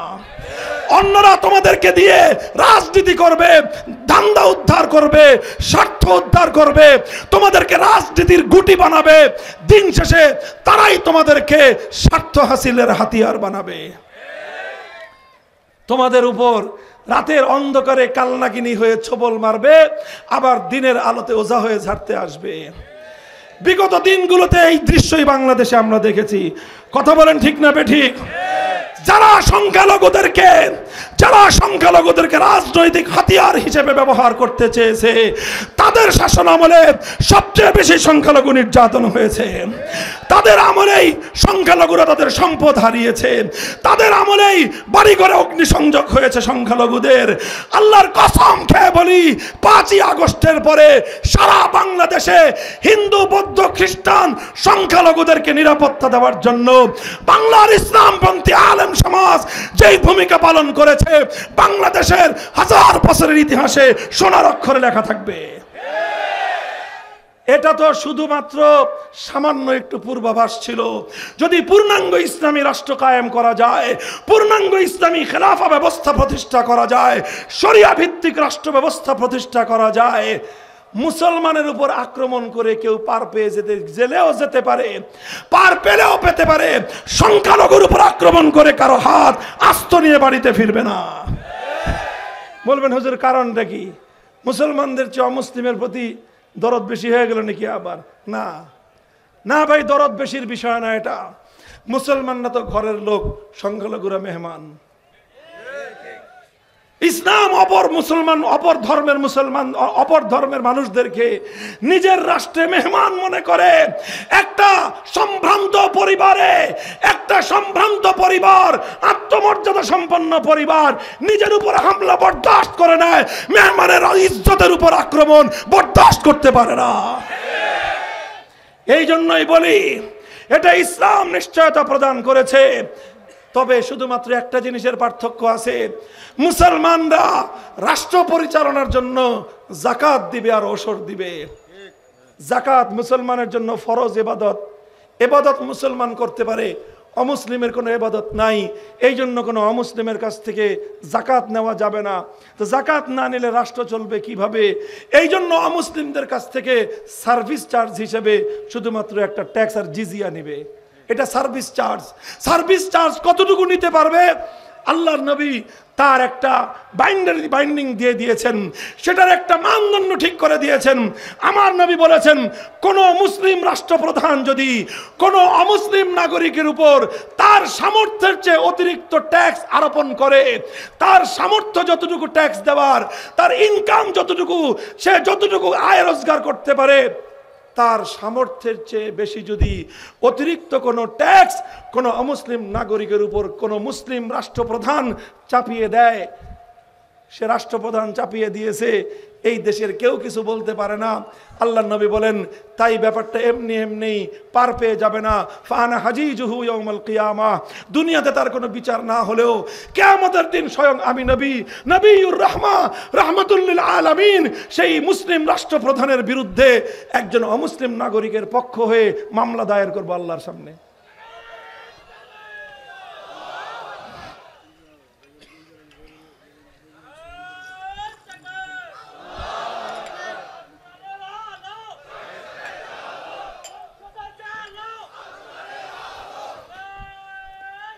মুহতারাম হাজিরিন, আলোচনার খুব দীর্ঘায়িত নয়, আমি এখানে এসেই বলতে চাই, ও মুসলমান, তুমি মুসলমান হয়ে ইসলামের সৌন্দর্য বুঝবার চেষ্টা করো। তুমি যদি অমুসলিম হয়ে থাকো কোনো আপত্তি নাই, তোমাকে আমরা ইসলামের দাওয়াত দিব শান্তিপূর্ণ ভাষায়, তোমার উপরে ইসলাম গ্রহণ করার জন্য কোনো প্রেশার নাই। তুমি ইসলাম গ্রহণ করলে স্বেচ্ছা গ্রহণ করবে, স্বেচ্ছা গ্রহণ করতে না চাইলে কোনো চাপাচাপি নাই। কিন্তু আমরা তোমাকে নিশ্চয়তা দেই, আমরা তোমাদেরকে নিরাপত্তা ব্যবস্থার কথা অগ্রিম অঙ্গীকার ব্যক্ত করে বলতে চাই, আমার জমিনে যদি আল্লাহর কোরআনের রাজ কায়েম হয়, ইসলামী সোনালী শাসন ব্যবস্থা, খেলাফতের ব্যবস্থা যদি কায়েম হয়, ধর্ম বর্ণ নির্বিশেষে প্রতিটি মানুষের যাবতীয় অধিকার নিশ্চিত হবে, নিশ্চিত হবে, নিশ্চিত হবে ইনশাআল্লাহ। কাজে ও মুসলমান, তোমাদের কাছে আমার আহ্বান, হে মুসলমান, আজ বিপুল পরিমাণ মুসলমানরা একটা হীনমন্যতার শিকার। ওই যে প্রথম বলেছিলাম যে প্রশ্ন, যদি ইসলামী রাষ্ট্র হয় হিন্দু রাষ্ট্র হতে পারবে না কেন? যদি ইসলামী রাষ্ট্র হয় বৌদ্ধ আর খ্রিস্ট রাষ্ট্র হতে পারবে না কেন? প্রশ্নের জবাব হলো এই, ইসলামের পক্ষে আধুনিক যুগে রাষ্ট্র পরিচালনা করা সম্ভব, হিন্দু ধর্মের পক্ষে আধুনিক যুগে রাষ্ট্র পরিচালনা করা সম্ভব নয়। ইসলামের পক্ষে আধুনিক যুগে রাষ্ট্র পরিচালনা করা সম্ভব, বৌদ্ধ, খ্রিস্টান, ইহুদি, পৃথিবীর আর কোন ধর্মের মধ্যে রাষ্ট্র পরিচালনা করবার মতো কোনো ফর্মুলাই নাই। আরে ভাই, নির্বাচনে লড়াই হয়, মারামারি হয় কখন? যখন প্রতিদ্বন্দ্বী প্রার্থী থাকে তখন। সে না, কি বলেন? কথা বুঝেন নাই? আরে ভাই, নির্বাচন যখন প্রতিদ্বন্দ্বিতা হয়, মারামারি লড়াই কখন হয়? প্রার্থী যখন একাধিক হয়।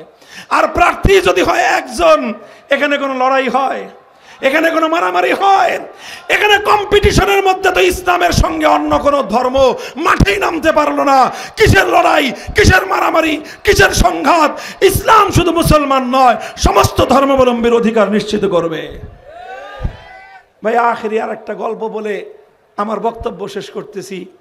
এই যে ইসলামের শ্রেষ্ঠত্ব, ইসলামের প্রতি বিদ্বেষ পোষণ করে ইহুদিরা, ইসলামের প্রতি বিদ্বেষ পোষণ করে, ইসলামের রাষ্ট্র ব্যবস্থা, ইসলামের রাজনৈতিক বন্দোবস্ত যেন আল্লাহর জমিনে কায়েম হতে না পারে, তারা একটা ষড়যন্ত্রের জাল বুনেছে। কিসের জাল? একটা ষড়যন্ত্রের জাল বুনেছে। এই একটু বসেন, একটু বসেন, 5 মিনিট আর কথাটা শেষ করি। তারা একটা ষড়যন্ত্রের জাল বিস্তার করেছে। ষড়যন্ত্রের জালটা হলো, ঠিক আছে ভাই, যেহেতু রাষ্ট্রের মধ্যে ধর্ম টেনে আনতে গেলে ধর্মগুলোর মধ্যে পারস্পরিক মারামারি সংঘাত দেখা দিতে পারে, এই জন্য রাষ্ট্রের মধ্যে কোনো ধর্মের প্রয়োজন নাই। এই কথা বলে ধর্মনিরপেক্ষ মতবাদ নামক একটা কুফরি মতবাদ এই ইহুদি খ্রিস্টানরা মিলে আবিষ্কার করেছে। কেন রাষ্ট্রের মধ্যে ধর্মের প্রয়োজন হবে না কেন? ভাই, আমার প্রশ্ন, আপনারা সবাই একটু বুঝে শুনে জবাব দেন। ধর্ম ভালো জিনিস না খারাপ জিনিস? চিৎকার করে বলেন, ধর্ম ভালো জিনিস না খারাপ জিনিস? তো ধর্ম যদি ভালো জিনিস হয়, ব্যক্তির জীবনে ভালোর দরকার, পরিবারের মধ্যে ভালোর দরকার, ধর্মে মসজিদ মাদ্রাসার মধ্যে ভালোর দরকার, রাষ্ট্রের মধ্যে কি ভালোর দরকার আছে না নাই? তো যদি ধর্ম ভালো জিনিস হয়ে থাকে, ব্যক্তির জীবনে ধর্মের দরকার হলে, পরিবারে ধর্মের দরকার হলে, ব্যবসা বাণিজ্যে ধর্মের দরকার হলে, রাষ্ট্রের মধ্যে ধর্মের তো আরো বেশি দরকার। কিন্তু রাষ্ট্রের মধ্যে ধর্মের দরকার বললেই অন্য ধর্মগুলো ইসলামের সঙ্গে প্রতিযোগিতা টিকতে পারে না। তখন তারা ষড়যন্ত্র করে এই মতবাদ আবিষ্কার করলো যে বলে কি, ধর্ম যার যার, রাষ্ট্র সবার। এই কথা বলে রাষ্ট্র থেকে ধর্মকে আলাদা করবার একটা কুফরি মতবাদ তারা আবিষ্কার করেছে। এই কুফরি মতবাদ হিন্দুরা বিশ্বাস করতে পারে, এই কুফরি মতবাদ বৌদ্ধরা বিশ্বাস করতে পারে, এই মতবাদ ইহুদি খ্রিস্টানরা মানতে পারে।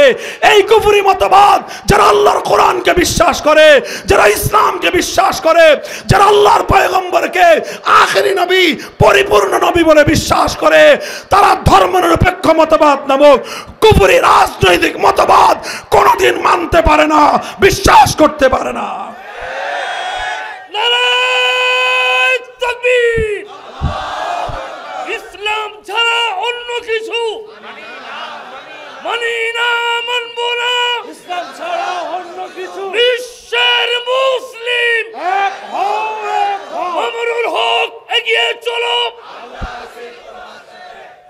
ভাই একটা গল্প বলি, ছোট্ট একটা গল্প, ধৈর্য আছে শোনার?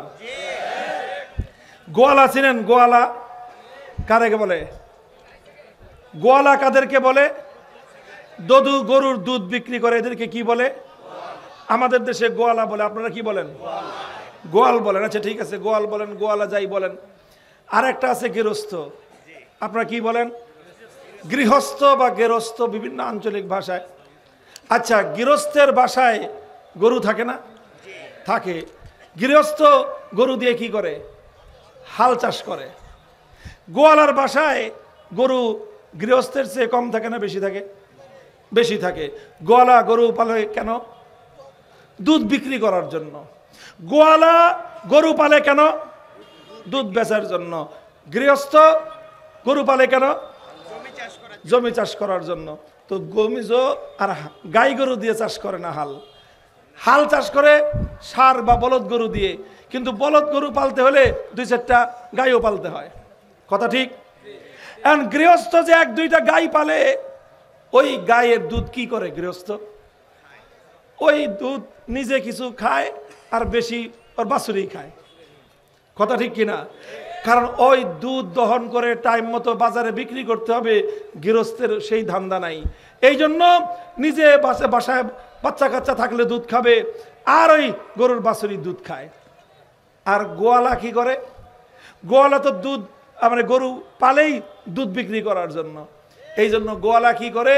সকালবেলায় দুধ দহন করতে করতে টানতে টানতে টানতে টানতে দুধ যা ছিল ভিতরে সব বের হওয়ার পরে আর বের হয় না, বাতাস বের হয়, একটু পরে রক্ত বের হবে, তারপরে গিয়ে ছাড়ে।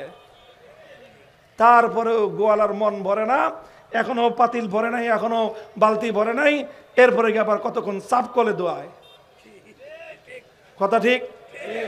যাই হোক, আমানতদার গোয়ালা হইলে আর ওইটা করে না। কিন্তু ভালো হোক খারাপ হোক, সব গোয়ালাই সমস্ত দুধটুকু দহন করে নিয়ে যায় বাজারে বিক্রি করতে। এই জন্য গোয়ালার বাছুরের কপালে দুধ জুটে না, কথা ঠিক না বেঠিক? এখন গোয়ালার বাছুর আর গৃহস্থের বাছুর, বাছুর তো বাছুর, দুইটা এক মাঠে বিচরণ করে, দুজন একই বয়সের, দুইজনের মধ্যে খুব খাতির জমছে। এখন গোয়ালার বাছুর আর গৃহস্থের বাছুর মাঠে হাঁটতে হাঁটতে বলে যে, দোস্ত চলো এক কাজ করি, একটা আমরা কম্পিটিশন করি। কি করি? কম্পিটিশন, প্রতিযোগিতা দেই। এখন গোয়ালার বাছুর জিজ্ঞাসা করে, কি কম্পিটিশন দিবি? এখন গৃহস্থের বাছুর, সে তো দুধ খেয়ে হৃষ্টপুষ্ট, সে কয় আসো, ওই যে গোরা শহীদ ঈদগাহ মাঠের শেষ মাথা 3 কিলোমিটার দূরে দেখা যায় একেবারে একটা গাছ, ভিটামাটি, এখান থেকে এক দৌড় দেই, কে আগে ওখানে পৌঁছতে পারে, এটাই হবে আমাদের কম্পিটিশন। অত খেয়ে রুষ্টপুষ্ট খালি দৌড়িতে মনে চায়। গোয়ালার বাছুর চিন্তা করে যে, তুই তো আধা কেজি সকালে আধা কেজি বিকালে দুধ খাও, আমার কপালে রাত দিন 24 ঘন্টা আধা ছটাক দুধ কপালে জুটে না। আমার শরীরে তোমার মতো এত এনার্জি নাই যে আমি এখান থেকে এত জোরে দৌড় দিব। ও জানে যে দৌড় প্রতিযোগিতা দিলেও নির্ঘাত হারবে। এই জন্য গোয়ালার বাছুর বলে যে, এত রোদ, এই রোদ্রের মধ্যে দৌড়াতে হয় না, এই রোদ্রের মধ্যে দৌড়াইতে হয় না, তাহলে কি করবি? কয় আমরা অন্য একটা প্রতিযোগিতা দিই, অন্য কম্পিটিশন। কি কম্পিটিশন? কয় আমিও বসি, তুইও বস, বসে বসে দেখি কে বেশি লেজ নাড়াইতে পারে। বুঝেন নাই কথা? লেজ নাড়ানো বুঝেন? বসে বসে, এটা বাংলা ভাষায় একটা প্রবাদ, বসে বসে লেজ নাড়ায়, মানে হলো যে অকর্মণ্য অলস, তার ব্যাপারে বলা হয় বসে বসে লেজ নাড়ায়।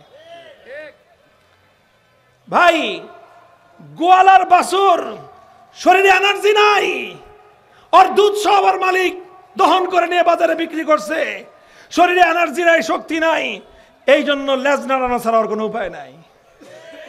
গৃহস্থের বাছুর, সে তো দুধ পান করে হৃষ্টপুষ্ট, সে তো অলস না, বসে বসে লেজ নাড়ানো ওর ভাল লাগে না।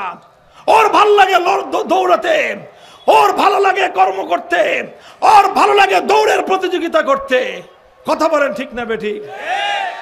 এখন অবস্থা হয়েছে আমাদের এই, আলহামদুলিল্লাহ ইসলাম একটা হৃষ্টপুষ্ট ধর্ম, ইসলামের মধ্যে জীবনের সকল ব্যবস্থা আছে, ইসলামের মধ্যে রাজনৈতিক বন্দোবস্ত আছে, ইসলামের মধ্যে অর্থনৈতিক ব্যবস্থা আছে, ইসলামের মধ্যে রাষ্ট্র ব্যবস্থা আছে, ইসলামের মধ্যে নির্বাচন ব্যবস্থা আছে, ইসলামের মধ্যে সর্বশ্রেষ্ঠ বিচার ব্যবস্থা আছে।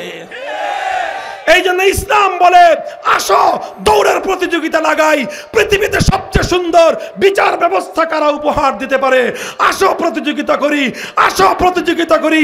সর্বশ্রেষ্ঠ শাসন ব্যবস্থা কারা উপহার দিতে পারে, আসো প্রতিযোগিতা করি। সর্বশ্রেষ্ঠ অর্থ ব্যবস্থা কারা উপহার দিতে পারে, আসো প্রতিযোগিতা করি। সর্বশ্রেষ্ঠ ব্যাংকিং ব্যবস্থা কারা উপহার দিতে পারে, আসো প্রতিযোগিতা করি। সর্বশ্রেষ্ঠ মানব জীবনের পূর্ণাঙ্গ ব্যবস্থা কারা দিতে পারে, আসো প্রতিযোগিতা করি।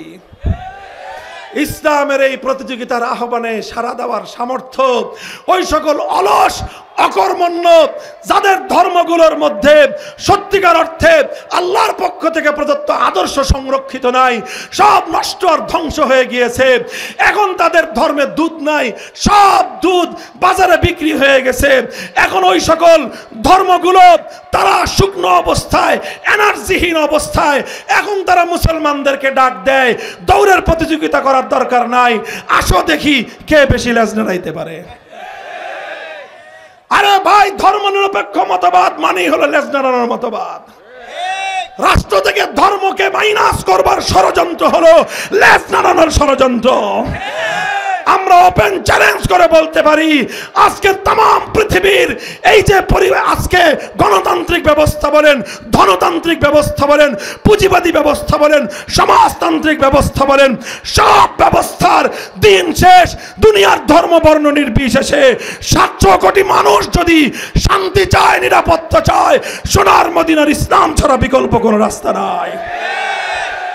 হে বাংলার মুসলমান, হে আমার দিনাজপুর শহরের সচেতন মানুষ, আসুন একটা নতুন ধরনের স্লোগান তুলি আমরা। আমি স্লোগান তুলব, আপনারা আমার সঙ্গে সঙ্গে সুর তুলবেন। লেজ নাড়ানোর দিন শেষ, ইসলামের বাংলাদেশ। কথা বলেন, লেজ নাড়ানোর দিন শেষ, লেজ নাড়ানোর দিন শেষ। যারা ধর্মনিরপেক্ষতার রাজনীতি করে, যারা বলে রাজনীতির মধ্যে ইসলামকে টেনে আনা যাবে না, যারা ইসলামবিহীন রাজনীতি করতে চায়, মুসলমানের ঘরে জন্ম নিয়ে যারা তাদের রাজনৈতিক ব্যবস্থাকে ইসলাম থেকে বিচ্ছিন্ন করেছে, দেখলেই কানের সামনে গিয়ে বলবেন, ভাই লেজ নাড়ানোর দিন শেষ। পারবেন বলতে? লেজ নাড়ানোর দিন শেষ। আলহামদুলিল্লাহ, আমরা লেজ নাড়ানোর কর্মহীন অলস ধর্মের অনুসরণ আমরা করি না। আমরা একটা কর্মের ধর্ম অনুসরণ করি, আমরা একটা কর্মর ধর্ম অনুসরণ করি, আমরা একটা সচল ধর্ম অনুসরণ করি, আমরা এমন ধর্ম অনুসরণ করি পৃথিবীর সব জায়গায় চলে, কোথাও গিয়ে আমার ধর্ম অচল হয় না। ভাই, আমার আর তোমার পূর্বপুরুষরা, এই যে আপনাদের এলাকার নাম গোরে শহীদ, মানে কি জানেন? গোরে শহীদ মানে কি? শহীদের কবর। আরে গোরে শহীদ মানে কি? গোর এটা ফার্সি শব্দ, তোর গোরে বাংলাতে অনেক জায়গায় গোর বলে কবরকে। গোরস্থান বলেন না আপনারা? গোরস্থান মানে কি? কবরস্থান। গোর মানে হলো কবর, গোরে শহীদ মানে হলো শহীদের কবর। শহীদের কবর, তার মানে এই এলাকায় কোথাও শহীদের কবর ছিল, হয়তো আপনি জানেন না, আমি জানি না। এই যে শহীদের কবর অর্থ কি? আরে ভাই, শহীদের কবর অর্থ কি? শহীদের কবর অর্থ হলো এই, তোমার এই জমিনে তোমার পূর্বপুরুষ হয়তো 200 বছর আগে, না হয় 300 বছর আগে, না হয় 500 বছর আগে আল্লাহর এই জমিনে আল্লাহর দ্বীন জিন্দা করার জন্য আল্লাহর জমিনে জীবন দিয়ে, রক্ত দিয়ে দিনের ঝান্ডা সমুন্নত করে শহীদ হয়েছে। এই জন্যই তো গোরে শহীদ হয়েছে। কথা বলেন ঠিক না বেঠিক? কাজেই আমরা শহীদের সন্তান, তোমরা শহীদের সন্তান। আমার বাড়ি যেখানে আমার জন্মস্থান, ওটার নাম ঢাকার আজিমপুর গোরে শহীদ। আমিও গোরে শহীদে থাকি, আর তুমিও গোরে শহীদে থাকো। আমরা শহীদদের উত্তরসূরি। আমাদের পূর্বপুরুষরা কখনো অস্ত্র দিয়েছে এই মাটির জন্য, কখনো ঘাম ঝরিয়েছে এই মাটির জন্য, আর কখনো বুকের তাজা রক্ত দিয়েছে আল্লাহর জমিন, আল্লাহর দ্বীন জিন্দা করার জন্য। তারা একবার দিন জিন্দা করে দিল্লিকে হটিয়েছে, আরেকবার দিন জিন্দা করার জন্য কলকাতাকে লাথি মেরেছে। সব কিছু ত্যাগ স্বীকার করে এই মাটিকে তার আল্লাহর দ্বীন এবং ইসলামের জন্য মুক্ত আর আজাদ করেছে। কিন্তু দুঃখ এবং পরিতাপের বিষয়, এত রক্ত দিল, এত জীবন দিল সেই শহীদদের এই জমিনে, আজও আল্লাহর জমিনে, আল্লাহর এই মাটিতে আল্লাহর কোরআনের রাজ কায়েম হলো না। এটা আমাদের দুঃখের বিষয়, পরিতাপের বিষয়। কথা বলেন ঠিক না বেঠিক? তাই আজ নতুন বাংলার এই প্রান্তে দাঁড়িয়ে আমি একটা নতুন শপথ গ্রহণ করতে চাই। আমরা অনেক রঙের বাংলাদেশ দেখেছি বিগত 55 বছরে। প্রথমে একজন আমাদেরকে গান শুনিয়েছেন, সোনার বাংলাদেশ গড়বেন। এই কথা বলে তিনি যেই বাংলাদেশ গড়লেন, সেই বাংলাদেশের নাম হলো স্বৈরতন্ত্রের বাংলাদেশ। এরপরে আরেকজন আসলেন, তিনি বললেন নতুন বাংলাদেশ গড়বেন। নতুন বাংলাদেশের কথা বলে সেই পুরাতন চিত্র ছাড়া নতুন কিছুই আমরা উপহার পাই নাই। আরেকজন আসলেন, বললেন এবার হবে সবুজ বাংলাদেশ। আমরা পেলাম ধূসর বাংলাদেশ। এরপরে তো গান শুরু হলো ডিজিটাল বাংলাদেশ। ডিজিটাল বাংলাদেশে আমরা কি দেখলাম? বাংলাদেশের মানুষের কষ্টার্জিত সম্পদ যেই বাংলাদেশ ব্যাংকে সঞ্চিত থাকে, ডিজিটাল কায়দায় সেখান থেকে হাজার হাজার কোটি টাকা চুরি হয়ে যায়। ডিজিটাল কায়দায় আমার দেশের সম্পদ লোপাট হয়ে বিদেশে বেগমপাড়া গড়ে ওঠে। ডিজিটাল দুর্নীতি আর লোপাট ছাড়া কিছুই পাই নাই। বলতে চাই একটাই কথা, সোনার বাংলাদেশ দেখা শেষ, নতুন বাংলাদেশ দেখা শেষ, সবুজ বাংলাদেশ দেখা শেষ, ডিজিটাল বাংলাদেশও দেখা শেষ। এবার আমরা বাংলাদেশ দেখতে চাই ইসলামের বাংলাদেশ, আল কোরআনের বাংলাদেশ, খেলাফতের বাংলাদেশ।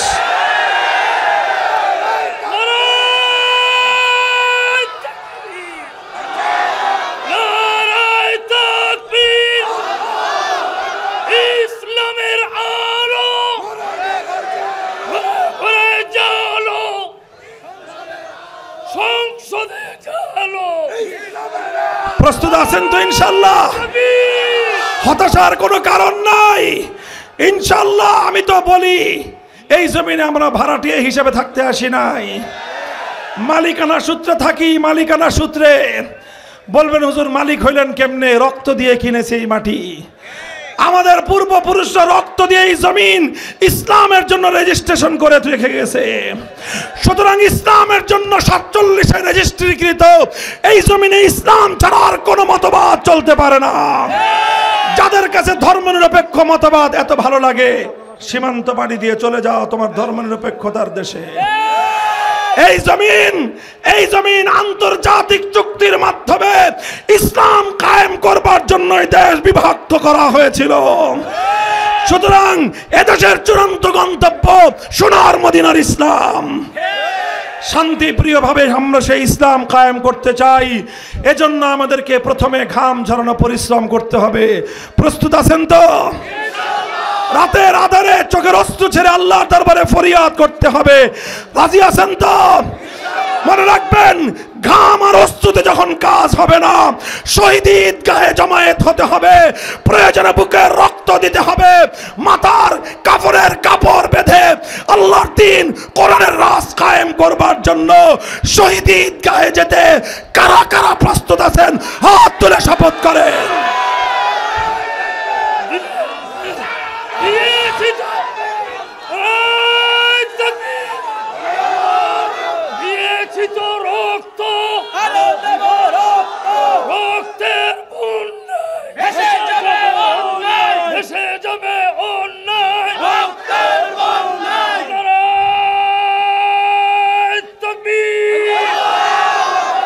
আল্লাহ পাক আপনাদেরকে কবুল করেন, তৌফিক দান করেন।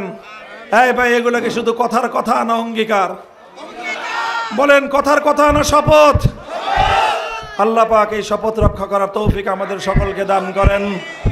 আগামী 15ই নভেম্বর ঢাকার ঐতিহাসিক সোহরাওয়ার্দী উদ্যানে সম্মিলিত খতমে নবুয়ত পরিষদের উদ্যোগে খতমে নবুয়ত মহাসম্মেলন, ইনশাআল্লাহ ইমানি দায়িত্ব নিয়ে সকলেই সেখানে হাজির হবেন। স্লোগান মনে থাকবে? লেজ নাড়ানোর দিন শেষ। সুবহানাল্লাহ।